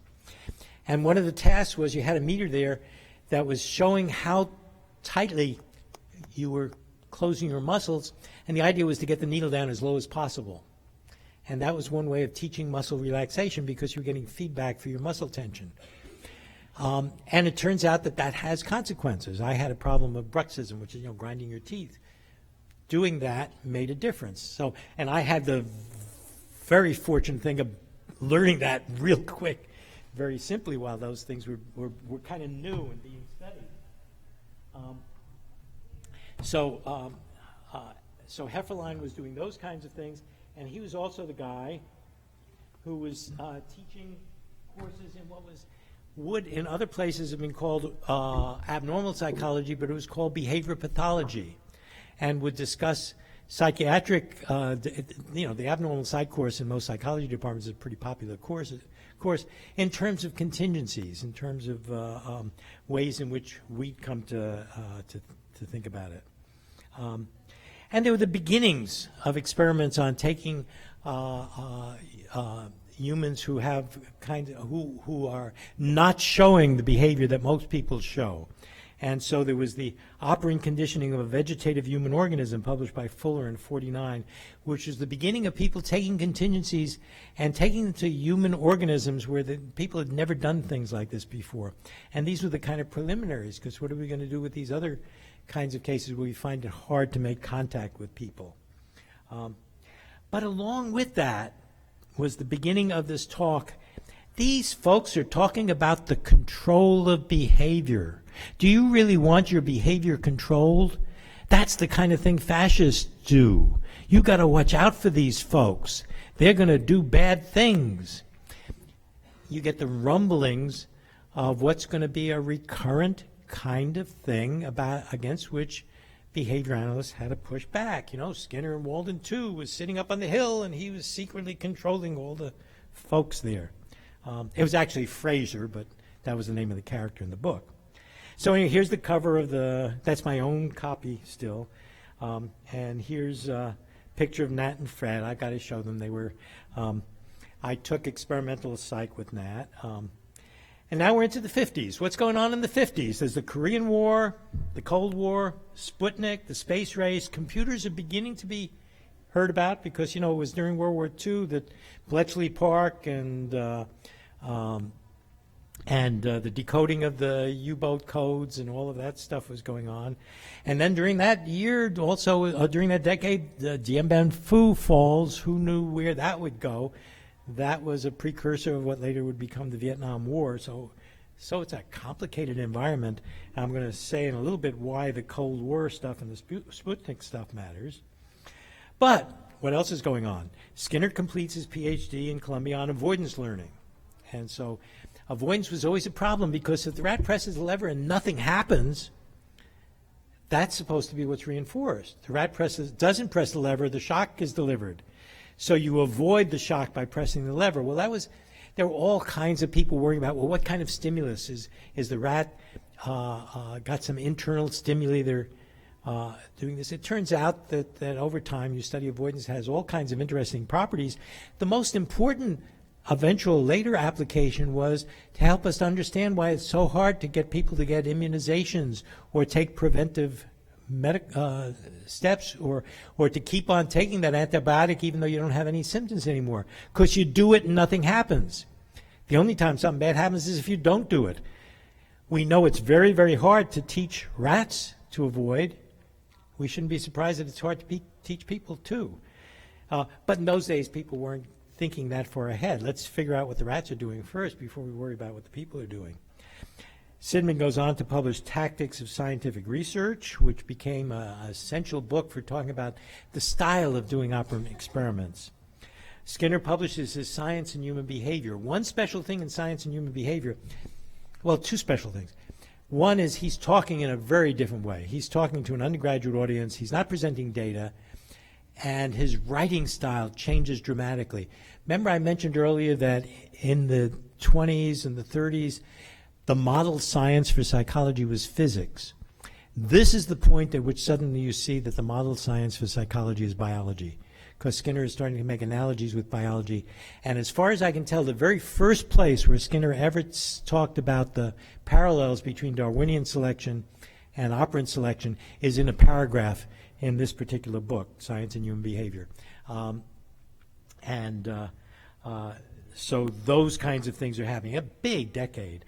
In 1957, he also comes out with Verbal Behavior, and Förster and Skinner, his book with Charlie Förster, he comes out with Schedules of Reinforcement, which is the first display of you don't have to reinforce every time. But what also happens in that decade is that in 1957 Skinner's verbal behavior comes out, and in 1959 a review by the linguist Noam Chomsky appears, and that review is, first of all, is presenting Chomsky's transformational grammars. He's sort of sneaking it in the guise of the book review of Skinner, and then is incredibly critical of Skinner's book Verbal Behavior. Yet, as we now know, he misread a lot of stuff and misquoted a lot of stuff. And also, the kind of behavioral approach that he was using and criticizing was actually Clark Hull's. Remember, he was one of those other learning theorists. My take on this now is that this was a time when computers were getting big. Sputnik had created the space race, and it now became important to do language translations. The linguists come along, and they see all this potential grant money coming out of doing language translation and grabbing it. The last thing you want to do is have these behavioral folks grab some of that grant money. So you better attack this stuff and not let these folks get a foothold in the field. Now, the bizarre irony of this, remember I made the distinction between structure and function, which in biology is anatomy and physiology. Skinner didn't care what the grammatical form of the sentence was. I'm thirsty and pass me the water. If they both involve your getting the water, are functionally the same. They are the same response class. Skinner would later call that the mand. Chomsky cared whether the sentence was grammatical or not. It didn't matter what you said as long as you said it grammatically. Chomsky was concerned with the structure of sentences. Skinner was concerned with the function of sentences. They should have been just at crosstalk, but Chomsky used that as a political opportunity.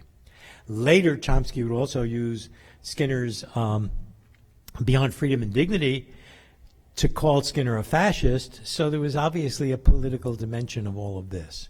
And it's part of the dimension that persists throughout our field. We have always had critics, and the criticisms haven't always depended on the accuracy of the facts.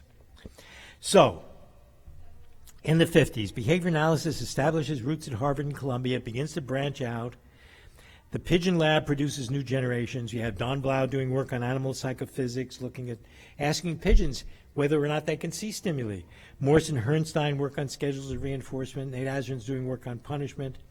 Peter Dews visits the Pigeon Lab at Harvard, and he sees these, and he thinks these would be great baselines for studying the effects of drugs on behavior. And so he starts psychopharmacology. Backrock starts a department which is called at Arizona State called Fort Skinner in the Desert. We have other oases at Indiana, Minnesota, at Brown, UCLA, the University of Washington, and with Kansas and Western Michigan and Southern Illinois and others to follow later. How many does it take to make a critical mass? I happen to be fortunate to be involved in the undergraduate curriculum at Columbia, which had an intro course taught by Keller with a rat lab in the fall semester and a human lab in the spring. Then Nat Schoenfeld's experimental psych class. His course on discrimination was actually traditional psychophysics. And then in the second semester on motivation, we did rat projects and so forth. And then you went on with courses on behavior socialization. Whoops, sorry again. On social behavior and seminars and teaching and other kinds of seminars, including a seminar on the book Verbal Behavior, in which we started the semester reading the William James lectures, and in the middle of the semester the book Verbal Behavior came out, and Keller and Heffeline and Schoenfeld taught a seminar with about 5 of us undergraduates, in which we then went through the book to look at how the stuff differed. So I told you early on, I've been incredibly lucky. And if I'd come along a year earlier or a year later, I'd have missed a lot of this stuff. This is the intro psych class, spring of 1955.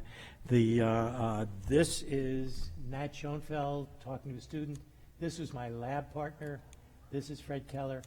That's me in the lab back then. So this is where I get into the history. I might as well, here I am. This is Nat and Fred again. This is the book, Verbal Behavior. Now we have a whole bunch of people. I mean, Jim Dinsmore does experiments. His stuff becomes crucial because he's saying the thing we need to know about discrimination is not to worry about the stimulus, but worrying about whether the organism attends to it. And he starts defining discrimination experiments about whether the discriminative stimulus is a reinforcer. If it's not a reinforcer, you won't look at it. If it's a reinforcer, you look at it. In spite of the cognitive psychologists saying what we respond to is information in the stimulus, no. We look at stimuli depending upon their correlation with reinforcers. And once you know that, you can make a lot of sense about a lot of things, like why kids with ADHD tend to look at things only if they come up quickly, because they require a short delay of reinforcement. And a stimulus in which nothing happens until a little time passes is not going to be as effective as one that's present, and a lot of things make sense. Tom Verhoeven was doing things like having pigeons do quality control in pharmacology companies, sorting out the capsules and kicking out the bad ones. But whoever wanted it, they actually did better than humans. But the idea came out that if it ever came out that pigeons were sorting your pills, nobody would want to buy them. Bill Cumming did an awful lot of the early work on oddity responding and matching to sample responding. But meanwhile, while all this research was going on in the universities, other important things were happening elsewhere. This is a set of pictures taken at a hotel which is effectively an early meeting of the Society for the Experimental Analysis of Behavior. And we have people here like Charlie Furster, and Don Blau and John Boren on the top picture. This is Peter Dews, and so on. These were the folks who were putting together. And you see, in those days, if you wanted to publish this stuff, the journals of the American Psychological Association wouldn't publish an article which showed only cumulative records. There was a problem. It was hard to do this sort of thing, and so eventually they figured we've got to have our own journal. So that was the origin of it was meetings in hotel rooms, and people got together, and pretty soon Schoenfeld was designing the logo for the Journal of the Experimental Analysis of Behavior. People were identifying those who were going to contribute to the first issues. So the 50s began, and what goes on in the 50s? Well, Watson and Crick and DNA, hey, that was a big deal. Wittgenstein published his revision of his earlier stuff. And then we have Elvis Presley and rock and roll. I missed all that. I didn't pay much attention to it, frankly. There were hurdles for publishing and presenting in traditional psychological venues. Harry Harlow, and showed cumulative records, the record would go up, and when the pen got to the top of the page, it would drop to the bottom, and then you'd start it up again, because, if you wanted to see it, and Harlow could never figure out how the pen got down to the bottom. I never really understood cumulative records. And he was the editor of the Journal of the Experimental Analysis of Behavior at the time. So the Society of the Experimental Analysis of Behavior was founded in 1957, and it launches JAB in 1958. And Og Lindsley, who was helping and arranging things, was sending out stuff to the charter subscribers, and every charter subscriber got a little envelope, and in it was a pigeon feather that came from the Pigeon Lab. And so he sends them to and that's what's left of my pigeon feather. I was still an undergraduate, but I am a charter subscriber to the Journal of the Experimental Analysis of Behavior. I just happened to be there at the time and was involved there. But then again, at other places, there was the Harvard department, Memorial Hall. All of the psychology department was in the basement of Mem Hall. Here's a map. And here's a map, and the pigeon labs were down in the basement at this end, and a psychophysicist named Smitty Stevens had the labs up at this end. A later Nobel Prize winner named George von Bakeschi, who studied hearing, had an office up around here. Actually, he was an associate research professor, and the Harvard overseers refused to promote him to full professor. And then he got a Nobel Prize, and then they promoted him, and then he left for the University of Hawaii. But anyway, it was an interesting place. A lot of things. It had its own library. You didn't have to leave the building, so we had our pigeon chambers, and we had all this electromechanical stuff. It's before computers. You'd wire this stuff up by putting snap leads on. these things carried 120 AC, and these others carried 24-volt DC. And if you weren't sure which circuit you're working with, you just run your finger down and you could tell the difference. And we learned to do that kind of stuff. I wouldn't do that anymore. And here's Skinner holding one of our pigeons. We'd have staff meetings. There's some B. Barrett and George Reynolds and Bill Morse at one of these meetings on the left. And Skinner up here is looking at a cumulative record. Yes, that's me. Okay, that's where I got the picture. And then the other thing that was going on was teaching machines. When I went to Harvard as a graduate student, I actually wanted to work on teaching machines. It was sort of an accident that I ended up getting in the Pigeon Lab, and the guy who was running the Pigeon Lab then, named Lou Golub, sort of taught me some stuff, and I just got caught up by it and, you know, the rest. But other things were going on. So, for example, Charlie Furster, he had run the Pigeon Lab, and now he was down around D.C. working with what was a new institution called IBR, the Institute for Behavioral Research, and he's working in different kinds of institutions. So he had done a lot of work with pigeons and with monkeys and with what were then called by the psychiatrists psychotic children. And when we think of it now, remember that little lever that Skinner talked about? What's the significance of that lever? He now shows that you can take these kids, and if you give them something that's the equivalent of the lever, they'll do it if they can get certain things like little goodies. And the psychiatrists say, these kids who are totally isolated from their environments, this stuff brings them into contact with the world. And if that can happen, then we can do something with it, so they're willing to support people who are going to start studying that stuff. And that's the birth of the work that, and look at what we've got here now. Here's one person to whom we can attribute that. And he had this one nice little principle. You run into a behavioral problem, Charlie, just find out what in the environment is doing it and change the environment. That's the way we fix things. And then there are the others. Sadly, most of the Murray Sidman passed away just a little while ago this year. That's Murray and his wife Rita. Of the folks in this picture, Vic Ladies is still alive. He's in his 90s, but Bernie Weiss, who Vic did a lot of collaborative work, these three are the sort of triumvirate of people who developed psychopharmacology. So we move into the 60s. Hey, we're still moving along. We've got some time left. We've got to still keep our pace up.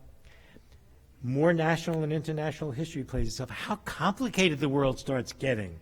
A wall divides East and West Berlin. We have the Cuban Missile Crisis. The civil rights movement is growing, and in the meantime, we're getting entangled in Vietnam. JFK is assassinated in 1963. Then the Beatles come in 1964. Martin Luther King and Robert Kennedy, both assassinated in 1968. They changed the world. Woodstock, I mean, talk about contrasts in 1968. You know, there'd just been an announcement that Woodstock was its 50th anniversary of Woodstock this year. And there were going to be a 50th anniversary celebration, and it was going to be held up in upstate New York where the original Woodstock was. And until a few days ago, they were going to move it to Columbia, Maryland, which is where I live. And I was just sort of wondering who's going to be hanging out on my lawn. But that's just been canceled, and so there will be no 50th anniversary Woodstock celebration. Sorry, folks. And what other event? Does anybody else know what the other significant event was of the 60s? We just celebrated it. The moon landing, right, first moon landing. That was one big decade, but we were not idle, okay? Because at that point, the stuff that people is doing is proliferating. There's more and more of this stuff to publish, more than any one journal can handle. And so with Nate Azrin involved and some other people, Nate Azrin actually is the first mover there in the society, they create a new journal called the Journal of Applied Behavior Analysis. And also some other innovations. Behavior analysis becomes a division within the American Psychological Association. Skinner's promoting teaching machines. And he introduces the distinction between, separately introduces the distinction between verbally governed and contingency-shaped behavior, which is still one of the most vital things about the distinctions he makes, because some of the things we do because of the contingencies. We do things and they make things happen. Other things we do because of what we or other people say about it. And so we do things because of the words. And one of the things that a behavior analysis of verbal behavior does for us is reminds us that words are not instruments of reason. And I'll tell you, politics makes a hell of a lot more sense once you recognize that. Politics is about some people getting other people to do things. Remember when I introduced language way back at the beginning, 50,000 years ago? Language is an efficient way we humans have developed of getting people to do things. What Skinner called verbal behavior, but is better called verbally governed behavior, is about those cases in which you say something to somebody and they do it. Or you say something to yourself and you do it. If it's something like the politician talks in a certain way and gets you to say, oh, I'll vote for you, there's nothing reasonable or rational about that. We know from verbal shaping that if you pay attention to somebody when they say certain kinds of things and you ignore them when you say other kinds of things, if it's essentially one-on-one and you're anyway a little bit of a possible reinforcer delivery agent by paying attention to this person, you end up shaping what they say. If you shape what they say, you can change what they do. And most of the world doesn't know anything about that. Some politicians and others who know how to manipulate other people sort of know it in an intuitive, useful way. That's something we have to teach the world because we've got to protect against those kinds of things. I used to get comments about, well, you know, reinforcement, it could be evil. You know, it could be, well, of course, yeah. People could reinforce all kinds of bad behavior. But that makes it all the more reason to study it and understand how it works, because if you don't understand it, you're certainly going to be a victim of it. You've got to study it. You've got to learn how it works. So now the teaching machine stuff, sadly, Skinner just missed the cusp with respect to computers. And once commercial interests took over, they were rushing stuff out when they wanted to use computer teaching machines, or they wanted to use books, you know, that involved questions in which you moved on only if you got the answers. And they stopped looking at the detailed contingencies and the programming of the stuff. A little of this is happening in some areas these days, like with the head sprout folks. But sadly, we could have had a lot more of that a long time ago. In the meantime, Fred Keller visits Brazil. He cannot stay at Columbia after the age of 65, mandatory retirement back then, besides which Jacques Barzun, who was the dean at Columbia, thought that the department was moving in evil directions because it was a behaviorally oriented department and did everything he could to shut it down. So he forced Fred Keller's retirement. He moved Nat Schoenfeld out from the undergraduate, Columbia undergraduate faculty to general studies thing where he still taught graduate courses and gradually squeezed out the behavioral stuff. That I really didn't get to see or didn't appreciate what was going on until much, much later. So behavior analysis is becoming more and more visible, although Skinner had once early on talked about we happy few. We're the few who are really in on this stuff. We're doing things. And so behavior analysis was getting more visible, but still, it was still relatively the happy few. And then there was these three folks, Don Baer, Mont Wolf, Todd Risley. You've heard about some of them already. They became the mainstays of the beginnings of Java. Now, the thing about Java was the main reason for creating it was not that there was a difference between the basic and the applied people. After all, Charlie Furster worked in Pigeon Lab, and he worked with the psychotic children. Nate Azrin worked with Ted Ione on token economies, and he worked on his research on punishment. The people who were doing psychopharmacology were doing basic studies on schedules, but they were looking at significant drug issues and looking at things like drug self-administration and so forth. You start looking at all of these people. I mean, even I can claim I published a couple of papers on applied issues here and there. I published in Java. So nobody ever in those days talked about the difference between the behavioral people, the experimental people, and the applied people. We were all people doing the same kinds of things in different places. And yes, soon would be issues about consumer satisfaction and effectiveness and so forth. But it was never two disciplines. It originally came about as a matter of editorial convenience, because if you're going to separate it out because the journals had gotten too big, here were the simple lines in which you could draw them. And once those lines developed, then yes, you did have time when they began to look like people are going apart. But somehow I think we never really lost the early unity, because you can see it now in all the calls for more translational research. You go around and lots of people are talking about doing translational research. So the 60s, there's new innovations, there's new controversies. And I've talked to you about the pressure put against us over the years. And so what were the controversies? Well, first of all, there were things like John Staden talking about Skinner's superstition experiment and trying to undermine all of the things we talk about with respect to the significance of behavioral things by criticizing Skinner's superstition experiment. Skinner had this thing where he operated the feeder, and after a while the pigeon would begin doing something stereotyped like what it was doing just before. The trouble with all of that was that Skinner didn't stick with that. It was only really pretty transient, but it led for a long, long time period where people worried about you just don't deliver free reinforcements. You don't just drop them in. You've got to make sure they're always contingent. And I'm going to come back to why that's important later. But that was a debate because it was part of the pigeon. What the pigeon was doing was because of its genetic heritage, not because of contingencies and so forth. Again, this is both innovations and controversies.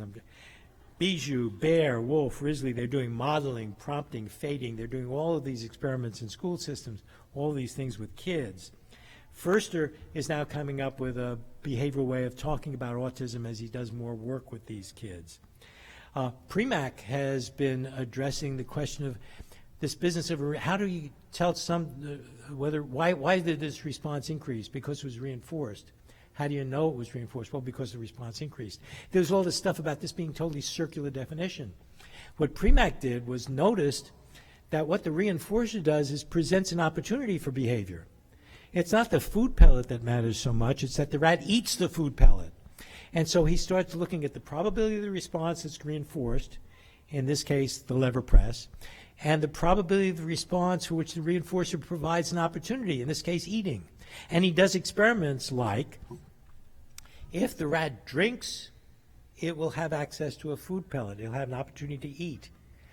And by making food unavailable for a while and making water available, you can get a rat to drink in order to eat. But you can switch the deprivation around. And you can give the rat plenty of food and take water away, and now the rat will eat a pellet in order to drink. Reinforcers aren't stimuli. They're opportunities for behavior, and their effectiveness as reinforcers depend upon their probabilities relative to the responses you want to reinforce. Right now, drinking is high probability for me. So Premack clears up a lot of things. There are all kinds of debates about how you want to measure those probabilities, but it really puts to rest what had been a persistent criticism over the years. Then there are phenomena people they look at behavioral contrast, errorless learning, the matching law, all are popping up. There's a whole new cohort of students at Harvard. Billy Baum is one of them who's done a lot to push the matching law. Ed Fantino, Phil Heinlein, Alan Nuringer, Howie Racklin. These are people who are doing things today still. Then there's this business of looking at contingencies not as, you remember the old stuff was, Pavlov stuff was pairing things. You pair the conditional stimulus with the unconditional stimulus. Starting to look at not as pairings of things, but as contingencies, as conditional probabilities, also changes things. It makes sense of schedules. It's not so much whether A is always paired with B, it's whether given A, B becomes more or less probable. And you can set up situations in which you have the same numbers of pairings of events and that they occur together, but the contingencies are different and they have different effects on behavior. All of these things are being worked through in these time periods. Project Follow-Through does the biggest educational experiment in the history of the United States up to that time, and all of these different, there are cognitive places coming in. The behavioral ones end up doing the best, actually, in teaching things to kids. Direct instruction was one of them, and some of the others. But each of the places that competed in this thing decided on their own criteria for what success meant. So if you thought that the thing to do was to make sure that you developed self-esteem, and you in fact did that successfully, then they would deem to be a success. And so in spite of the fact that on terms of actually teaching stuff, the behavioral stuff did better than anything else, this greatest body of data with respect to the effectiveness of teaching coming out of behavior analysis got pushed aside, and we still have not reaped the benefits of that.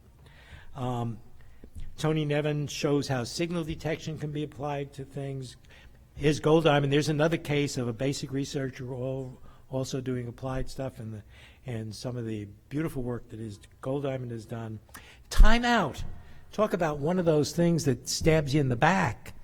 Timeout was just this thing that used to be the pigeon pecks the key, or if it does this, then it goes into a timeout in which there's no availability of an opportunity for work for a reinforcer for a while. And that somehow gets into the school system. And what's it done there? It's done to contribute to this business of be docile, be quiet, be good in class, and it's used as classroom monitoring rather than teaching anything. And then it gets used in such a bizarre way. I was once involved in a little thing in a local place down in Columbia, and I watched a teacher put a kid on a timeout blanket and then work with the other kids. And after 4.5 minutes, the kid was fine. And about 4 minutes and 45 seconds, where it was a 5-minute timeout, the kid starts to scream. And at that point, the teacher brings the kid back into the group because the timeout period's up. You know, I mean, timeout is one of those things in which we see it, we hear it, it's now common parlance, and it's our fault. And it's not used well, and it's one of the things in which we've also got bad press. Lovas was working with autistic kids in this time period, but one of his key ways of getting started was a lot of use of punishers, and there was a lot of pushback in that. We haven't recovered from that yet, because Lovas called his procedures applied behavior analysis, and there are people now who hear that term and still think that it's Lovas' stuff using a lot of aversive control, and we haven't gotten past that yet. McCorkadale wrote a reply to Chomsky, but the journal Language wouldn't publish it, which is where Chomsky's review.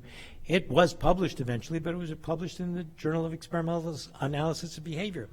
And so those who agreed with it already could see it, but it didn't really disseminate in the way it should.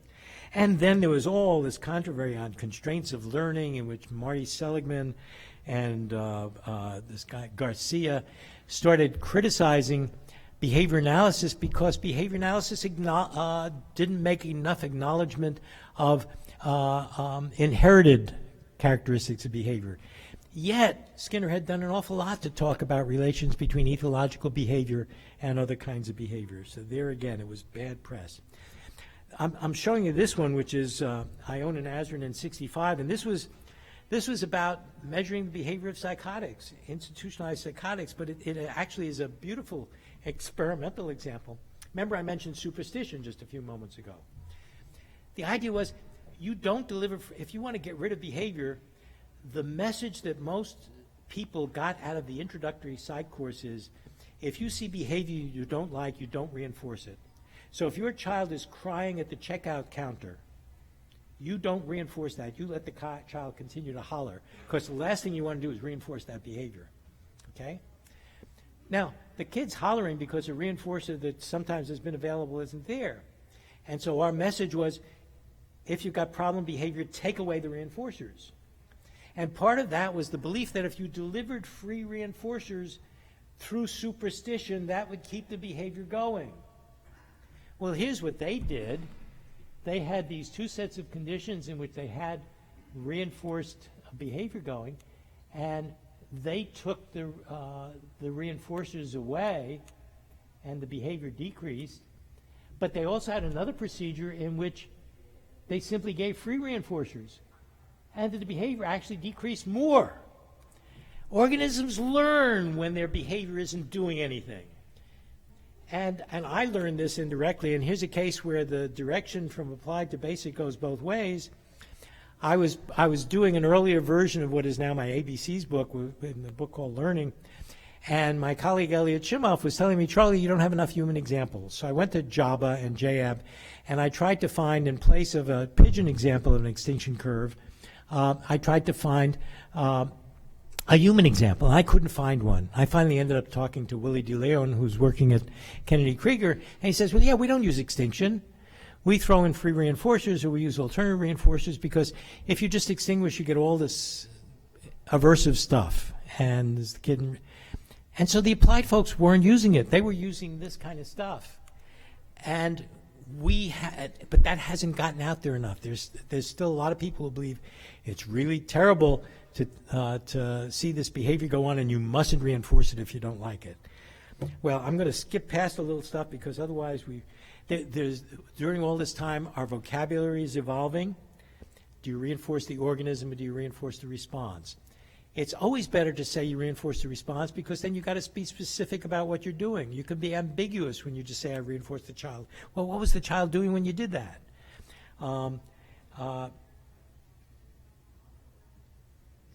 So that's one of the kinds of things that evolved during those times. It became journal policies during the 60s. And stimulus control, that's a weird one, because we do say the organism discriminates, but shouldn't we say that the response discriminates? If you have a situation where response A is under the control of green versus red, and response B is under the control of circle versus square, shouldn't you be able to say that response A discriminates color and response B discriminates form? This is a graph showing contingencies, but the other things that were happening during the 60s, Fred Keller goes to Brazil. He's developing PSI. And I've already mentioned basic and applied. Here's a whole list, Ion and Azrin and token economies. Brady teaches chimps for the space program. Firster we've mentioned, Golddiamond. Bill Holland is studying vigilance. Keller is doing learning. Lindsay is working with psychiatric patients. Skinner is still concerned with teaching machines. You've got drug self-administration. All of this stuff is going on, and the same people are doing both kinds. And if you go back in those days, you find these books that are collections of journal articles. And these are all journal articles, case studies in behavior modification, and so on. These books are just filled with all of the kinds of things that were going on. There's a wealth of stuff in those days. So let's quickly move to the 70s, because remember, we got a lot of time to go before we have a little bit of time left here. So the international and national developments become increasingly complex. Computer languages become more sophisticated. PCs can now run spreadsheets and word processors. There's the Yom Kippur War. There's the World Trade Center is built in 73. Nixon resigns after Watergate. The Vietnam War finally ends, but the Khmer Rouge and the Cambodian genocide follow. There's the Camp David Accords. Khomeini brings the Islamic Revolution to Iran, and the USSR invades Afghanistan. That's what we were in the middle of then. But what were we doing? The Midwest Association for Behavior Analysis becomes ABA International, with Nate Azrin as its first president. Herrnstein moves from experimental analysis of behavior to quantitative analysis with the matching law, and that sort of spins off as a different way of doing things. There's discrete trial instruction. Willard Day founds the journal Behaviorism. Sidman introduces equivalence classes. Azrin and Fox come out with toilet training in less than a day. Julian Jaynes publishes this strange book about called The Origins of Consciousness, the Breakdown of the Bicameral Mind, but really has some central things to say about how verbal behavior works. Scott Wood becomes the first editor of the Behavior Analyst. The Society for the Quantitative Analysis of Behavior is founded by Commons and Nevin. And there's stuff beginning with behavior management in organizations. Tom Gilbert's Human Competence, Aubrey Daniels. Skinner has a Festschrift dinner, and this is Fred Keller talking at that dinner. This is Skinner and Keller together. Keller, and they would always be kidding each other. I just saw something move in your dessert. Look at that expression. Here's Jack Michael together with Fred Keller when Jack was getting started in things at, and ABA and so forth, Scott Wood. But in the 70s, behavior analysis still faced multiple challenges. Ron Hutchinson, who was doing work on aversive control, was given the Golden Fleece Award by Senator Poxmeyer and had his research totally disrupted. Chomsky calls Skinner a fascist in his review of Beyond Freedom and Dignity. These social psychologists called Lepper and Green do this stuff on the hidden costs of reward, in which they show that if you give kids gold stars for finger painting and then you take the gold stars away, they do the finger painting less, and they talk about how terrible this is.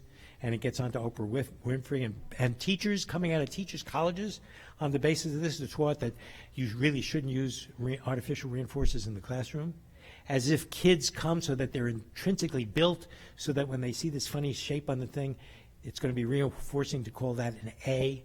I mean, that has persisted and has been with us for decades. A researcher named Hal Wiener argues that contingencies don't work for humans, and therefore that we should throw out all of the data on schedules and reinforce it, never entertaining the idea that verbal behavior enters into what a human does when a human is sitting down there pressing a button. Then there's all the stuff over ape intelligence. Herb Terrace and Dave Primack and Sue Savage-Rumbaugh are arguing over whether Nim Chimpsky spoke language or not. What verbal behavior tells us is that there's a lot of different pieces of language. There are mans and tacts and other functions that we learn, and there's all these separate bits, and this language is not one thing that you either have or you don't. And every time you come up with something that a chimp can do, some linguist will come up with something else the chimp can do and say the chimp still doesn't have language.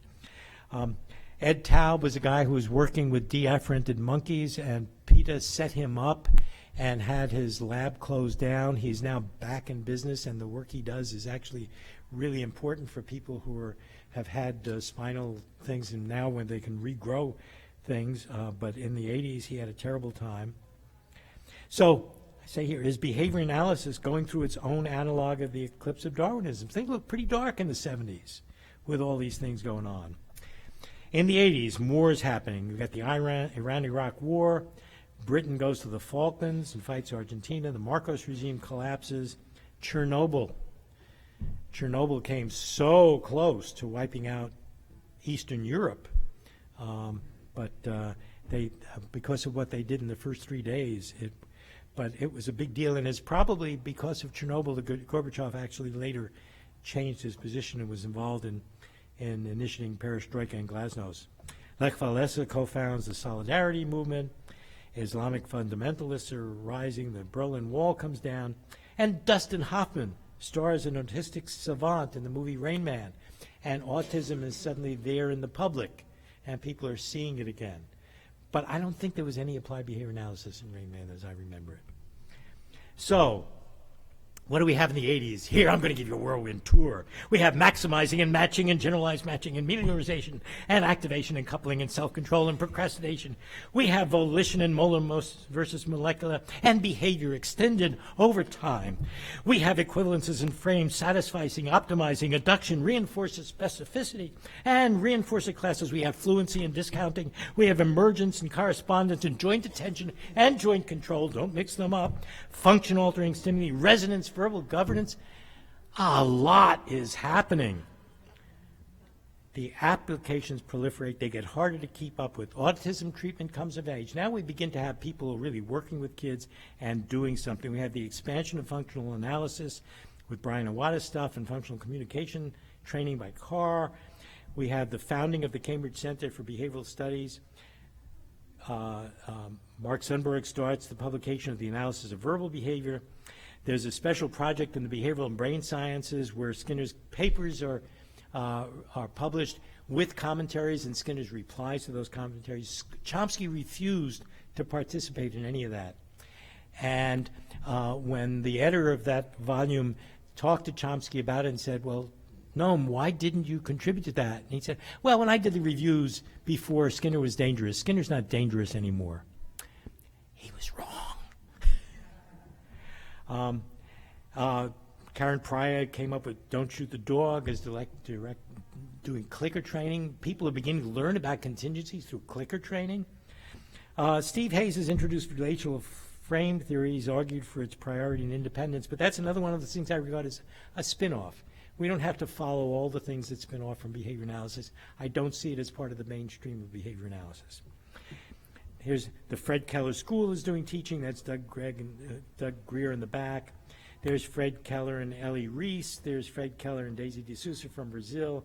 There's Fred Keller in a happy hour. And here's the two Freds putting on one of their shows at ABBA. Nat Schoenfeld, Emilio Ribas, and Fred Keller. Notice, Mexico. There's a Japanese ABBA group.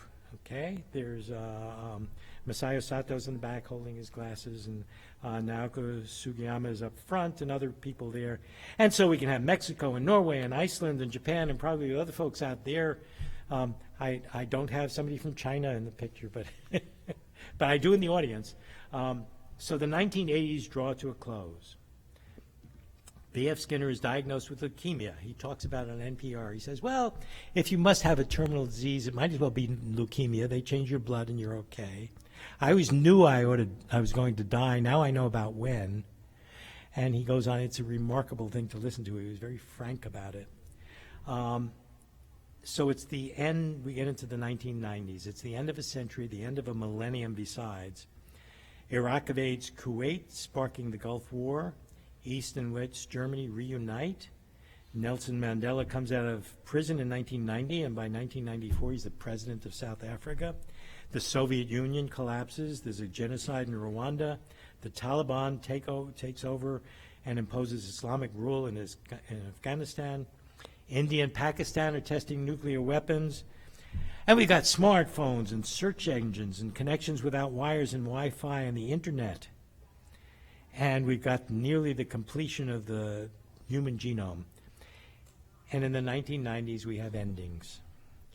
B.F. Skinner dies on August 18th, 1990, just 8 days after he delivers a keynote on accepting the first Lifetime Contributions to Psychology Award from the APA. Fred Keller dies on February 2nd, 1996. February 2nd was his birthday back in 1898, by the way. Nat Schoenfeld dies on August 3rd, the same year. So there we have Skinner. Here's one of his pictures. We have Skinner written the 3-volume autobiography, so if you want to find out his view on things, look at that. There's a lot in it. Fred Keller did an autobiography, and it's At My Own Pace. For this guy who did paced instruction, isn't that a beautiful title? I was privileged to be involved in helping to get that published. Imagine, I took that course back in '54. I could never have dreamed that I would be able to hand this book to his wife, Frances, after he died, and say, well, here, we did get it out. And Nat Schoenfeld, who actually in the experimental psych sequence, Nat was, I always loved Fred Keller, but in terms of the sort of hands-on teaching me things, Nat Schoenfeld was, and I didn't learn directly from Skinner. He didn't teach much directly. You learned from his books. But Nat was the one who in the classroom actually taught. So what do we have in the 1990s? More beginnings, no longer just we happy few. We're beginning to emerge from our eclipse, and things become even harder to keep up with. There's an explosion of applications, still with controversies as facilitated communication keeps popping up. It's like guacamole, it just keeps popping up.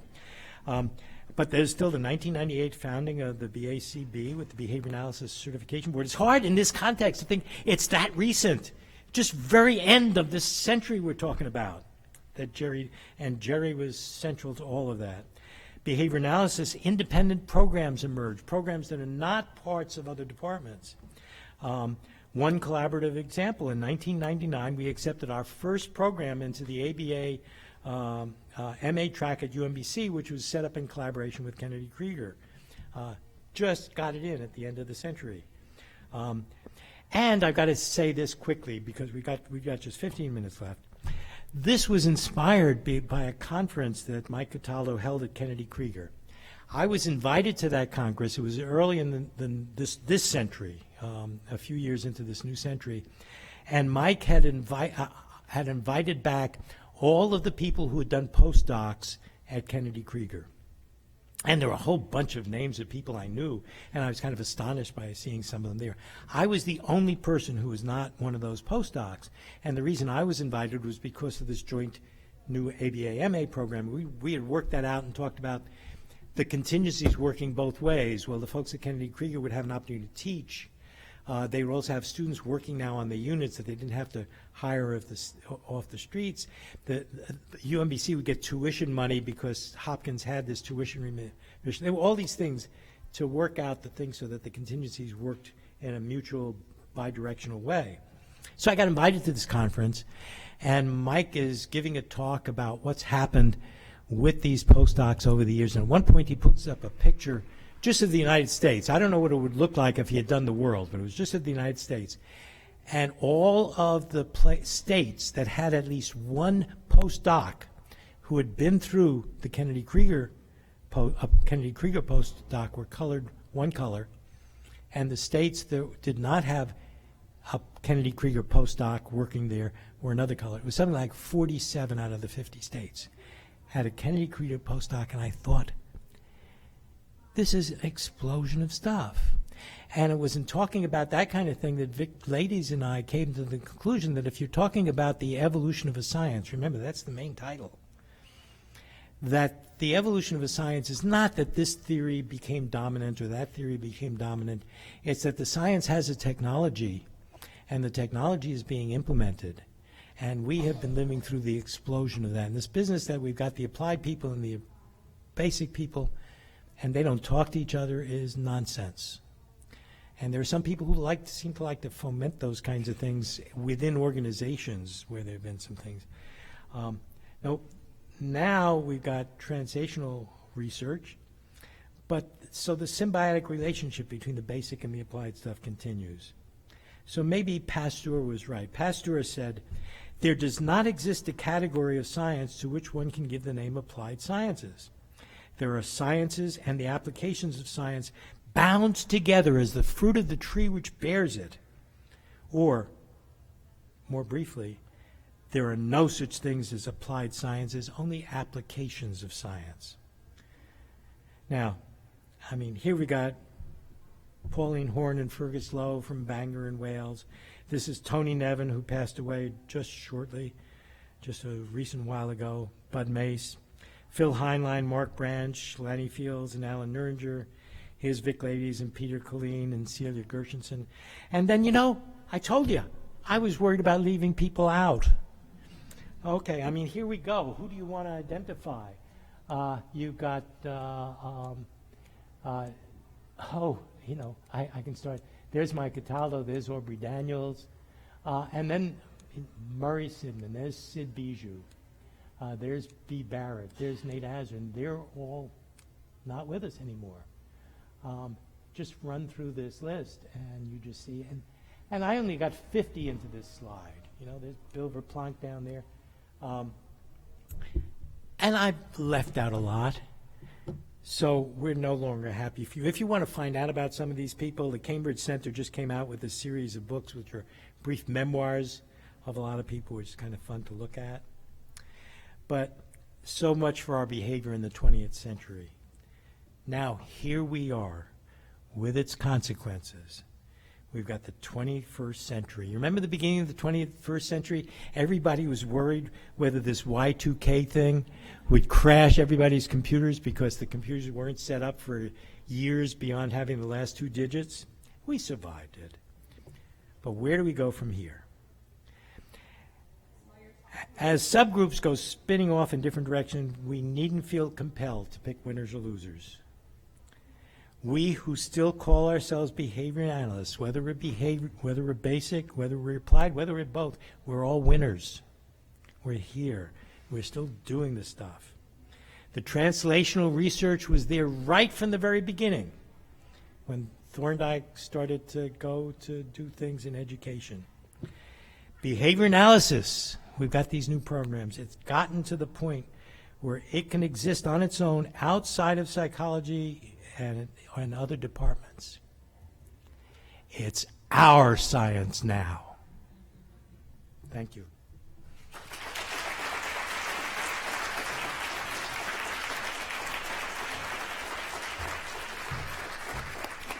Thank you for such an interesting presentation. We appreciate your time. Take a whole century. There's a lot to cover. You did it. Got time to spare. Look at that. I think we see if anybody had any questions. Oh, yeah, absolutely. Any questions that anyone has? Oh, good, I answered everything. Well, maybe I can do the code and everything, and then if you want to hang around for a few extra minutes. Okay. So thank you again so much for your time. Please remember that anyone that's seeking social work CEUs must sign in and out daily at the registration desk. And we encourage you to complete an evaluation for this session through the conference website. This was session number 8, Dr. Charles Catania, and our code for this afternoon is YTR259.